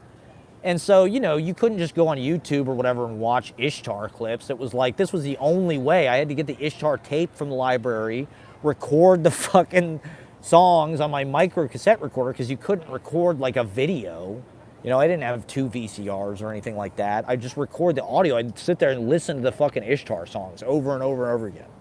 Or shit, I heard, you know, skits from Conan O'Brien. I had a Bruce Springsteen on Conan doing Working on a Highway right before they were going to go on tour with Max Weinberg. I'd listen to that while I was on the golf course or whatever. So it would be kind of this interesting sound collage of like skits, original content, you know, little, you know, maybe I just have one-liners or something. Shit taped off TV, songs, snippets that I'd write. You know, if I had ideas for songs, maybe I'd like, you know, you could hear how good of a singer you actually were. You know, it was hard to fucking do that in the 90s, where like you fucking record yourself on a micro cassette recorder playing acoustic guitar, and that was like the first time you ever heard yourself singing fucking like way out of key and shit. And so it was all tape, you know. You'd have to go to the fucking, you know, I'd get them at the mall, I guess, or maybe my mom would get them sometimes. I didn't have that many of them, you know. The tapes were precious, these fucking micro cassette tapes. You know, as a little kid, I didn't have any fucking money. You know, how was I going to buy micro cassette tapes, you know? So, you know, you just have one tape that you had to conserve 90 minutes or whatever, and you just listen to it over and over again. This is what I would want a podcast to be. I want it to be like an audio collage of like interview snippets or just conversation snippets. You know, snippets from real life, music, jamming, demo qualities type music stuff. Maybe good recordings. Just like kind of how my TV show is sort of just like, it's almost like those tapes. My TV show is almost like the video version of those tapes, where it's just a bunch of kind of like, you know, these snips, you just kind of barge in on the middle of something. Do. Here's the Ishtar. Bulworth. I had some Bulworth shit on there, I think. Whatever I thought was funny, you know. God, those were the days. Now it's like, I don't know, it would be hard to create that, I think. There's something nice about just having a tape that you just, you know, it's just all, no matter what you film next, it edits it in. You know, it's like, there it is, there's the next thing. Maybe it's not related to the previous thing at all, but like the tape, it's part of the tape, man. It's on the tape. But the montage of that and the collage of that, that's created by that, right? Like cut-ups, that was originally tape and shit, right? Or I guess they'd cut up, obviously, words and things, but like William Burroughs would cut up tapes and shit, tape them back together, to just jumble the language up, jumble the sound up, you know? Tape experiments. And so having it all on one tape, you know, it gave it kind of a montage of heck, or kind of a jammed together, kind of non sequitur sampler quality. I like that. I like variety shows. I like open mics. I like liquid television on MTV. There weren't that many TV shows, but there were a few shows that were like kind of like compendium. They were almost like literary magazines of like, that was like an animation show. Liquid television had like Eon Flux or like early Beavis and Butthead. So you'd see a lot of different looks, you know, you'd see a lot of styles of animation. And they'd be shorts, you know, 3 minutes or 8 minutes or, you know, whatever. There was a show on Sci-Fi Channel that was like short films. It was an hour long a week, and they'd show like, you know, 5 short films or something. There wasn't that much stuff like that, you know. It was hard to find that stuff before YouTube, before the internet, to watch short films. You know, they didn't really show that kind of shit on TV. You know, they fucking typically would, things were an hour long, they were 22 minutes long, they were 44 minutes long, they were, you know, 90 minutes long, whatever. It was not like 8 minutes or, you know, 16 hours like on YouTube. It's like I can put a video up that's 3.5 hours long, you know. My new video is 36 minutes long, tastefully. I didn't edit in any of the performances that weren't already filmed on this camera. I think I want to release like 2 versions of all my live films from now on, where like one of them has the performances, one of them doesn't have the performances. Because the performances do kind of fuck the flow up. But I also think they're necessary to put on the tape of like the archive. So, you know, 5 or 10 years from now, hopefully this shit will still be online. That's what I'm hoping. I'm hoping YouTube is good, because I use YouTube like an external hard drive, really. I put all of my videos on there, like the open mics. I don't keep the originals. I upload them all to YouTube, and I just delete the files on my computer. I'd like to keep the originals, I just don't have the space. But hopefully, you know, they'll just stay on YouTube forever, you know. The Library of Alexandria. That is Google. Or, you know, before they take them down, I can download them and archive them somehow. I'd love to have them all on tape. I'd love it if I could get all of my scenes from a life videos on VHS tapes. I'd love to sell them on VHS. That would be my preferred. If you just had like a 16 tape, scenes from a life, the New York saga, 16 tapes. And they're all 8 hours long. Oh, I loved tapes, man. My Xbox would plug into my VCR so I could tape things off DVDs. So for a while I was making this tape that was just my favorite scenes from movies. I love that kind of stuff. Where it's just like, here was all the camera moves I liked, just vibe, dialogue. There was stuff from Laurence Olivier's Hamlet on there, stuff from Fisher King. I get DVDs from the library, and I just tape stuff off, stuff from Fellini or whatever. I like mixtapes, right? The mixtape. The tape is kind of an important part. Even though shuffle culture is very much a part of the internet and is kind of hyper intensified, there's something about a mixtape.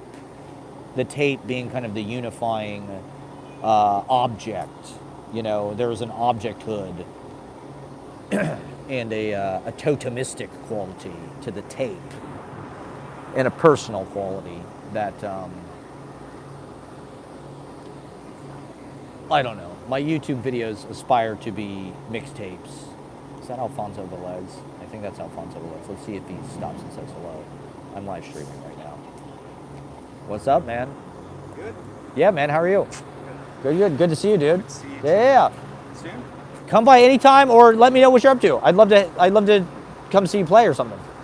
Or hit me up, man. I will. Dude, great to see you. See you. All right. That's how you do that. See, that's how you do that. See, there he goes. See, I'm live streaming. He didn't interrupt. That is how that's done. What a nice guy. I love that guy, man. He's an awesome guy. And really, he's a great musician. He's somebody that is very present. And, he makes it sound good.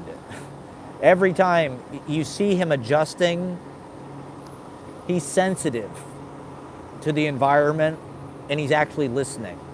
And he's making it sound nice. His voice is really nice. His playing is really nice. There's a reason why he gets hired and why he gets paid. For me, like I said, most of my performing in New York for the last decade has been stage fright. And just trying to work through that. Work through nerves, work through anxiousness. And it's come out in these kind of hostile ways through this kind of performative assault. Butoh meets, punk rock cliche, loud, abrasive. I don't want to be that way. It's energetic. I'm trying to follow the energy and just explode the energy. And the energy wants to be huge, there is something different about the theatrics of live performance, performing to the back of a room to an audience. That's different than this, than the close-up in a film or something, a live performer does kind of have to be huge. And audiences kind of like that, actually. If you go big, I don't know, maybe I'm wrong. Maybe I could be a little more subtle. But with the open mic, it's energetically, I'm just trying to, boom, throw out golden waves, all the way to the back of the room. I'm just trying to really send that out all the way to the back so everybody feels it. And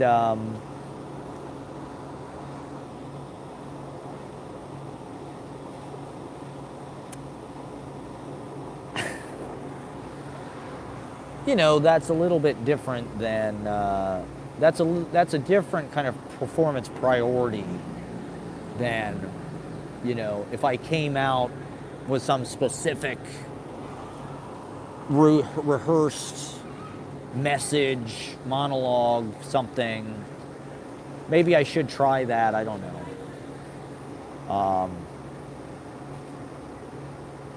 What I do now is I just, throughout the week, usually when I get high, I'll think of things that are funny or that I want to talk about, I'll write it down.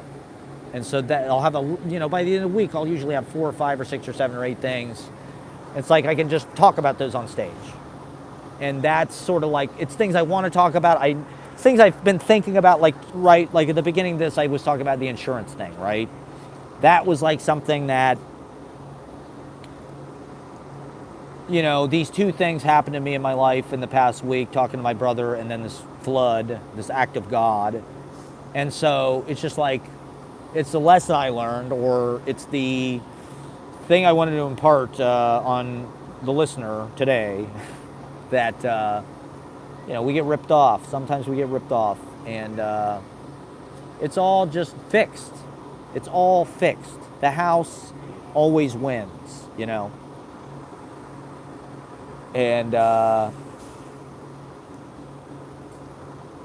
so I've been working on that as I've been going about my day, or sleeping, or laying in bed, or watching Jerry Lewis Telethon on YouTube, or Tonight Show, or Terry Funk videos. Rest in peace, Terry Funk.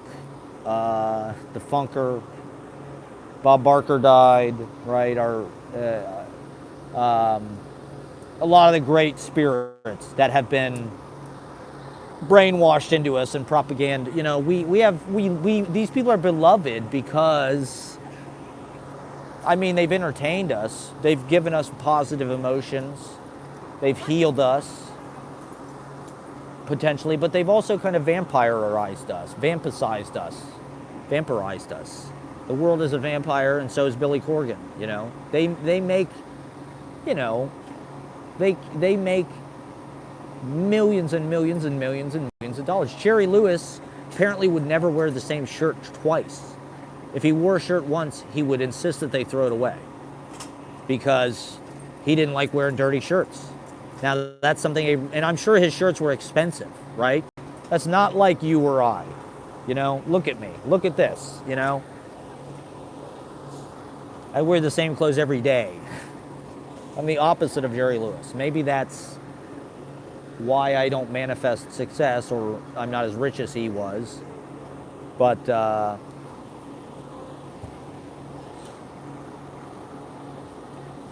you know, these people are worshipped, and they are idols. They are golden calves and false idols. They're not any different than us. And do they really deserve it? You know, do they deserve celebrated? A lot of it is public relations, hype machine, distribution. The distribution channels are changing, right? It's no longer the studios have the distribution, or the record companies. Now it's Spotify, now it's Netflix, now it's, you know, TikTok.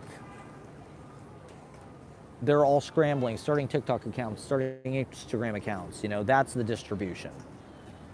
And that's supposedly this meritocracy where, you know, we can all see each other. You know, it's like public access, I guess, in a way. But I don't know that it is also rigged in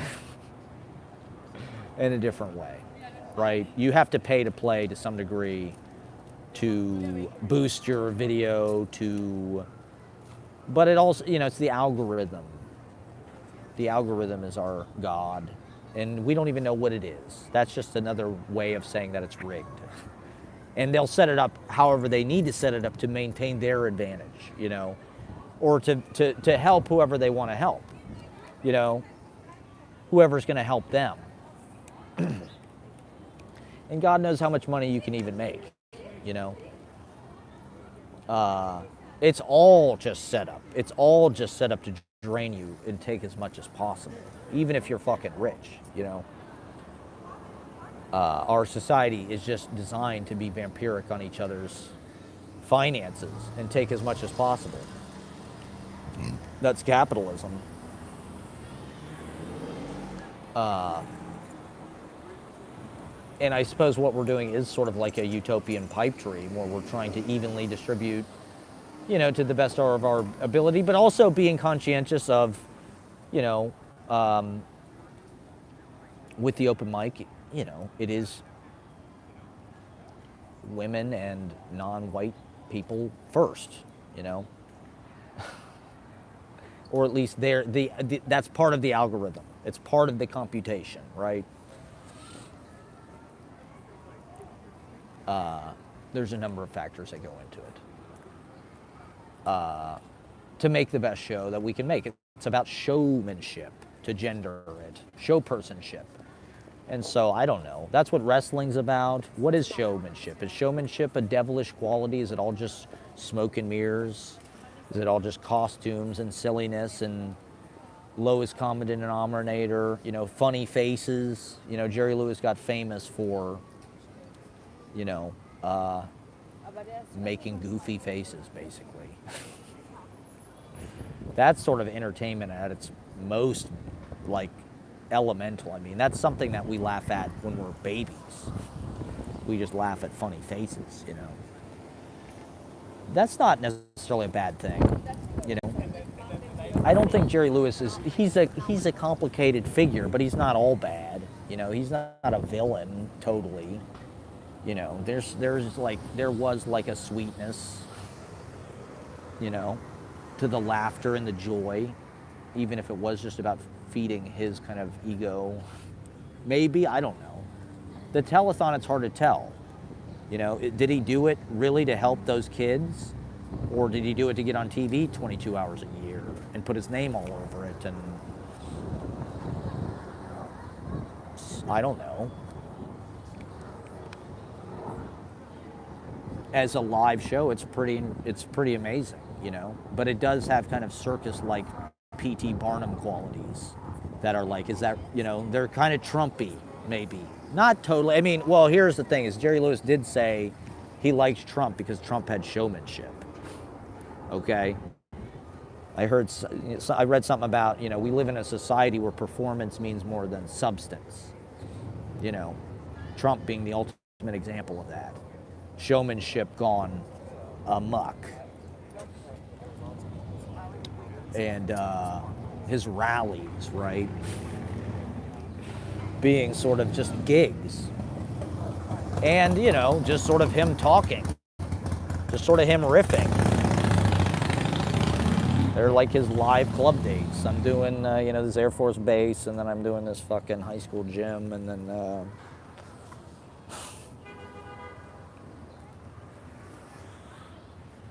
I don't know. I mean, I don't think those qualities are always used for evil. Showmanship doesn't. It can also propagandize positive.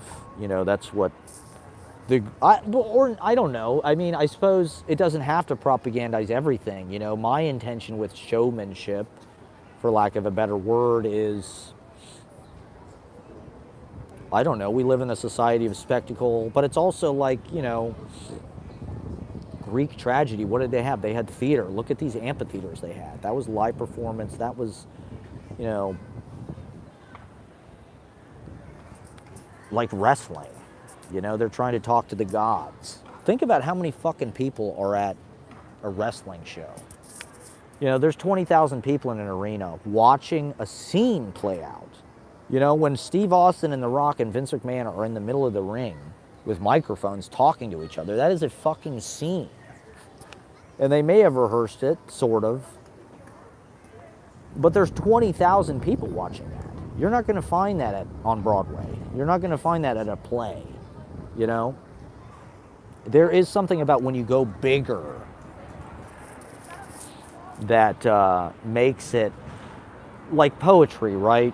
This is the scale that these epic tragedies, these big theater drama takes place on is poetry, right?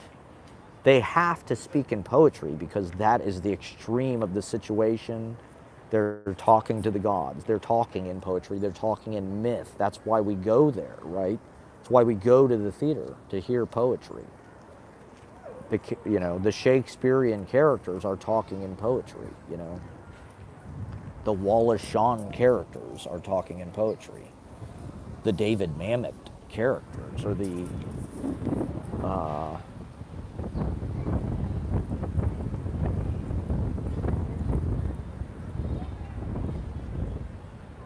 Annie Baker characters,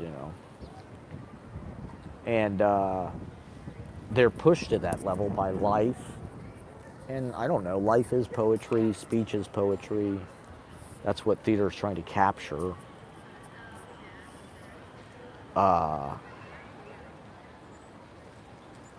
That was all they had, before movies. That was the best way they could fucking do it. But again, it's live, and so these people are pushed. Getting in front of an audience, you're nervous. There is an adrenaline that goes through you that kind of might, cause your performance to kind of like, have a kind of an excitement, but maybe a clumsiness or it could go a lot of different ways. There's a chemistry happening there. There's a combustion happening there. And so by going big at the open mic, at the open mic in particular, I have to cannonball. That's my job. My job is to get up on the high dive and cannonball before everybody else, to just get everybody wet. And just say, hey, come on, you're already wet. You might as well jump in, So it's, my job there is different than maybe it would be traditionally, but also, like, I don't know, people respond to the energy and the bigness, and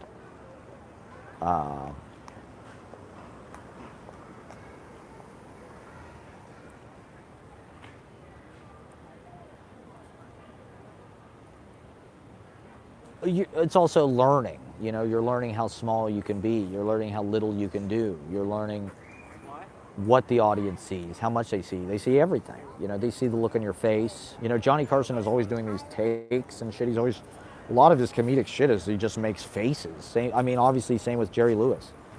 Jerry Lewis would go, do some kind of weird face, and it's just like, it's just some easy thing he has to fall back on. It's. I'm like probably a lot of performers or people out there, like Jim Carrey talked about. It's just like you make faces in the mirror when you're a kid, to entertain yourself, I don't know, you find maybe you have a talent for it, making faces. It's not that good. My glasses, I need to get contact lenses, but takes. I like takes. I think takes are funny. There's certain things from show business. It's like making a mask out of your face, Masks are one of the oldest fucking things people used in goddamn show business. And so, I don't know. There's a place for all of this stuff, keeping live performance alive, and prioritizing that, while also trying to move into other fucking realms. I don't know. Coming up, got a lot of fucking cool, we got the rooftop thing on Saturday, the open mic Monday. A week from Monday is 9/11. So we've got our big open mic 9/11 show on Monday, September 11th. Look forward to that. And then I got this Brooklyn Rail thing. That'll be super cool. So I'm looking for what I should read for that. Got to rehearse this play somehow. I got to figure out my storage. There's just so much shit I got to do. But I'm still trying to bring quality content to my viewers. Okay, anything else I need to talk about? I have 6 minutes left. Fuck. Yeah, I don't know. Showmanship. Is that talent, or is that lack of talent? Is that opposed to substance? Glenn Gould, did Glenn Gould have showmanship? Or was he just weird? Is that showmanship? I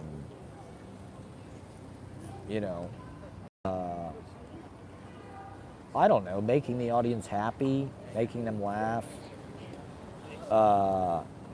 There's certain things that I'm kind of surprised. A lot of the things that work the best are like interactive things with the audience. Like, should I cut my emo bang? That was something that like the audience really got into. And like, they really interacted with that. You could tell they liked that, and they fucking like, they would go back and forth with me about it. And, things like that kind of make it come alive. When they believe in it, it kind of completes the fucking circle and shit, All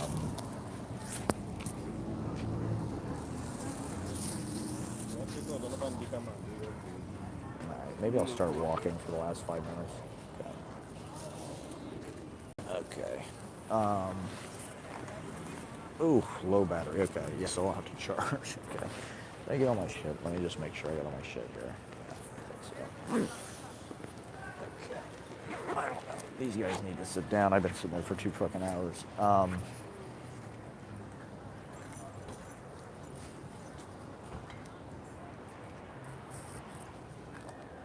You know, usually when I've been in circumstances where I could do it my own way and do it and kind of do it according to the ideas that I have, but like in a casual way. You know, I don't really try to like enforce what I'm doing all over people. I don't say like, this is how it's going to be this way. But you know, you're also kind of invisibly guiding or like implying that it should be a certain way. Usually when I've been in situations like that, things have worked and they've been pretty harmonious and happy. And you know, it's just hard because you find yourself in those situations not that often. You know, you're usually working some shitty job, your boss sucks, you don't get paid enough, it's stressful. You know, you got to spend your time doing shit you don't want to do, listening to other people. Or also, but like having a situation where like people fucking notice, you know, like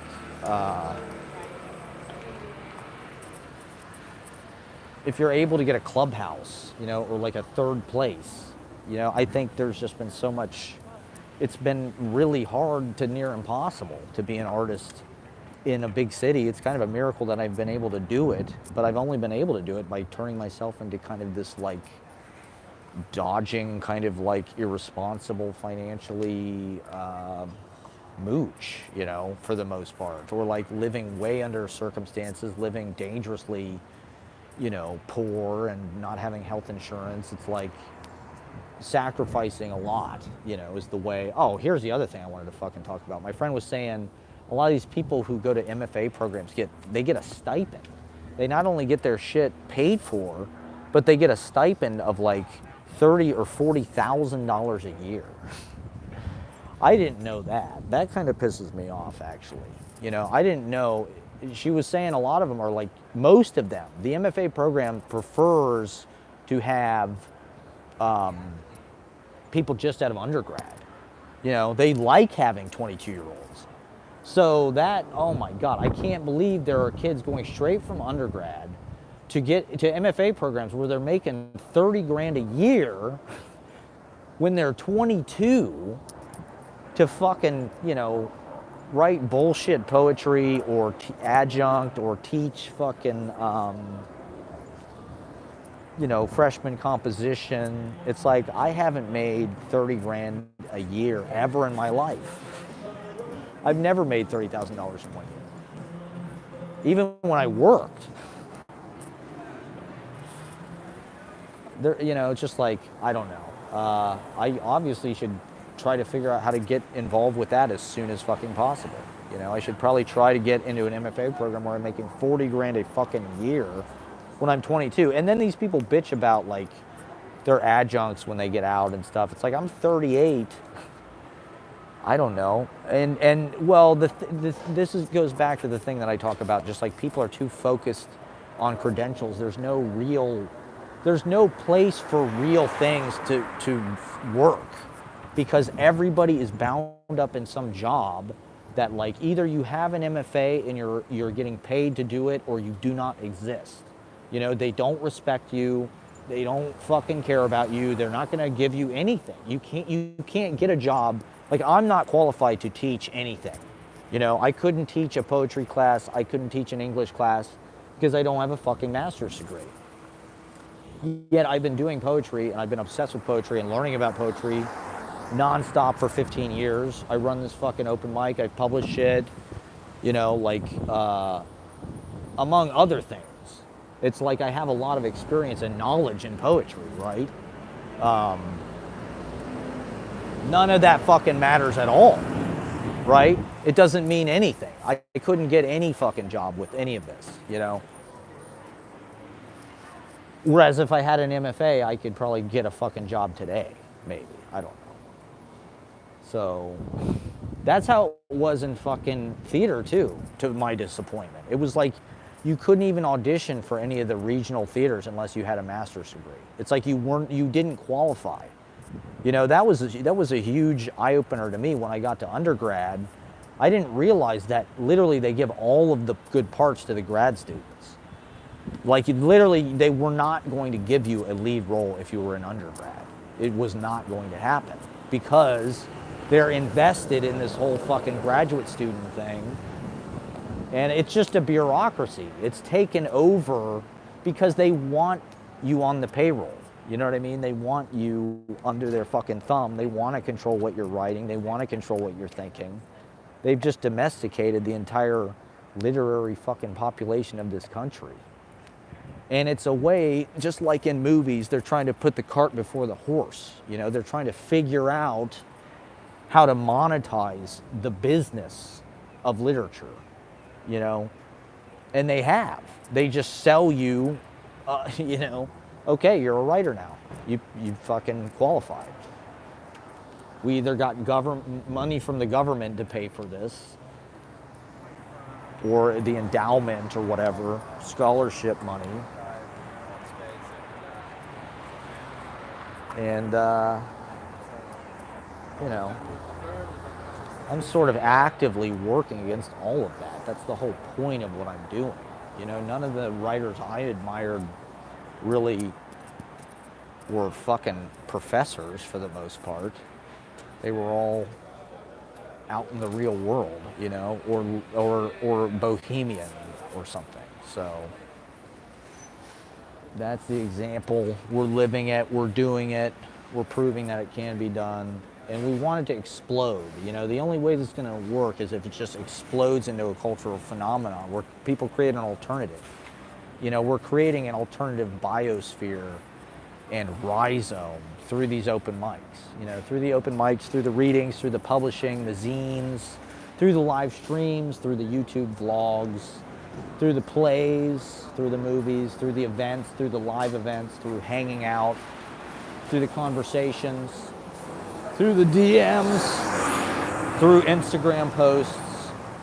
I mean, it's mostly Instagram posts. Let's be honest. It's mostly Instagram posts. That's all it is. Through the TikToks, through the content, through the tweets, through the Facebook. And that's culture, you know? We're just trying to make each other smarter, make life more vibrant, help us understand life more, how to live it better. You know, we're just in this kind of prison of capitalism that it's a work farm. You know, you have to buy your freedom. And I won't do it. I'm gonna live the fucking poem like a fucking flame. Because no one's gonna take my life away from me. You know? I mean, not while I'm young. I'll work when I'm old. What are you, crazy? I'm young now. I'm gonna have sex and do drugs and read my poetry in front of strangers and act like an animal. Because that is artistic, baby. That is what we are here. I mean, I moved to New York to be a fucking artist. I moved to the goddamn West Village to be an artist. And look at this, bro. Look at this, bro. It's all Pilates, Soul Cycle, yoga, pants, fitness, dude. Fitness. Okay, so anyway, we know we're winning. We're winning the war. We're still alive. We're more powerful than ever. I just wish the fucking New York Times gave a shit. My live stream is to get an article in the New York Times. That's all I think about. So I'm manifesting it. I'm manifesting it. I want to be in the goddamn New York Times. An icon. I want the New York Times to say I'm a genius. I mean, we should be a cultural sensation, goddammit. People are empowering themselves. You know, they're saying we don't need these leaders, these voice of a generation. We are our own voices. You know, we speak for ourselves. I write my own poem. I write my own song. I do my comedy. And so, you know, and we appreciate each other. We make friends. We love each other. It's a big happy family. And we want to take it on the road. We want to go on tour. We want to do open mics everywhere, you know. We want to come to your town. So, you know, I can't wait to like explode on YouTube. Someday this is going to happen. I know it. I don't know how. I don't know why it hasn't happened yet. I'm really shocked. But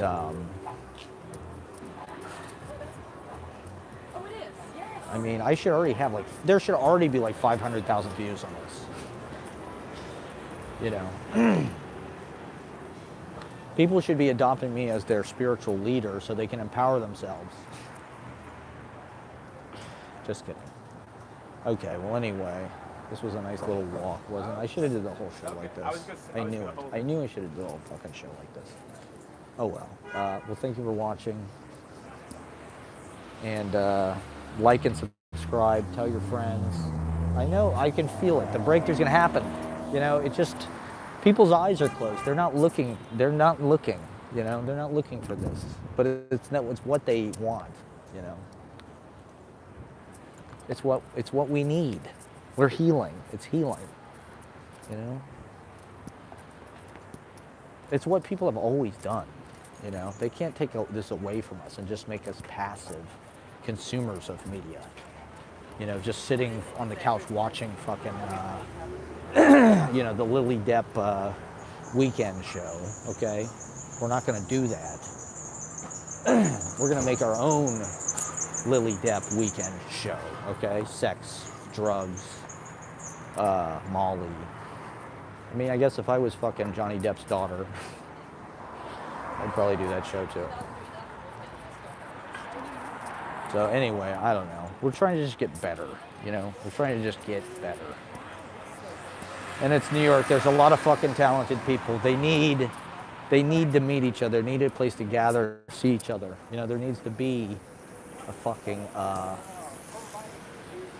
market, you know. There does need to be like a les halles of fucking performance, or, you know, of a live human vaudeville in downtown Manhattan. All right, so thank you for watching. We'll talk to you soon.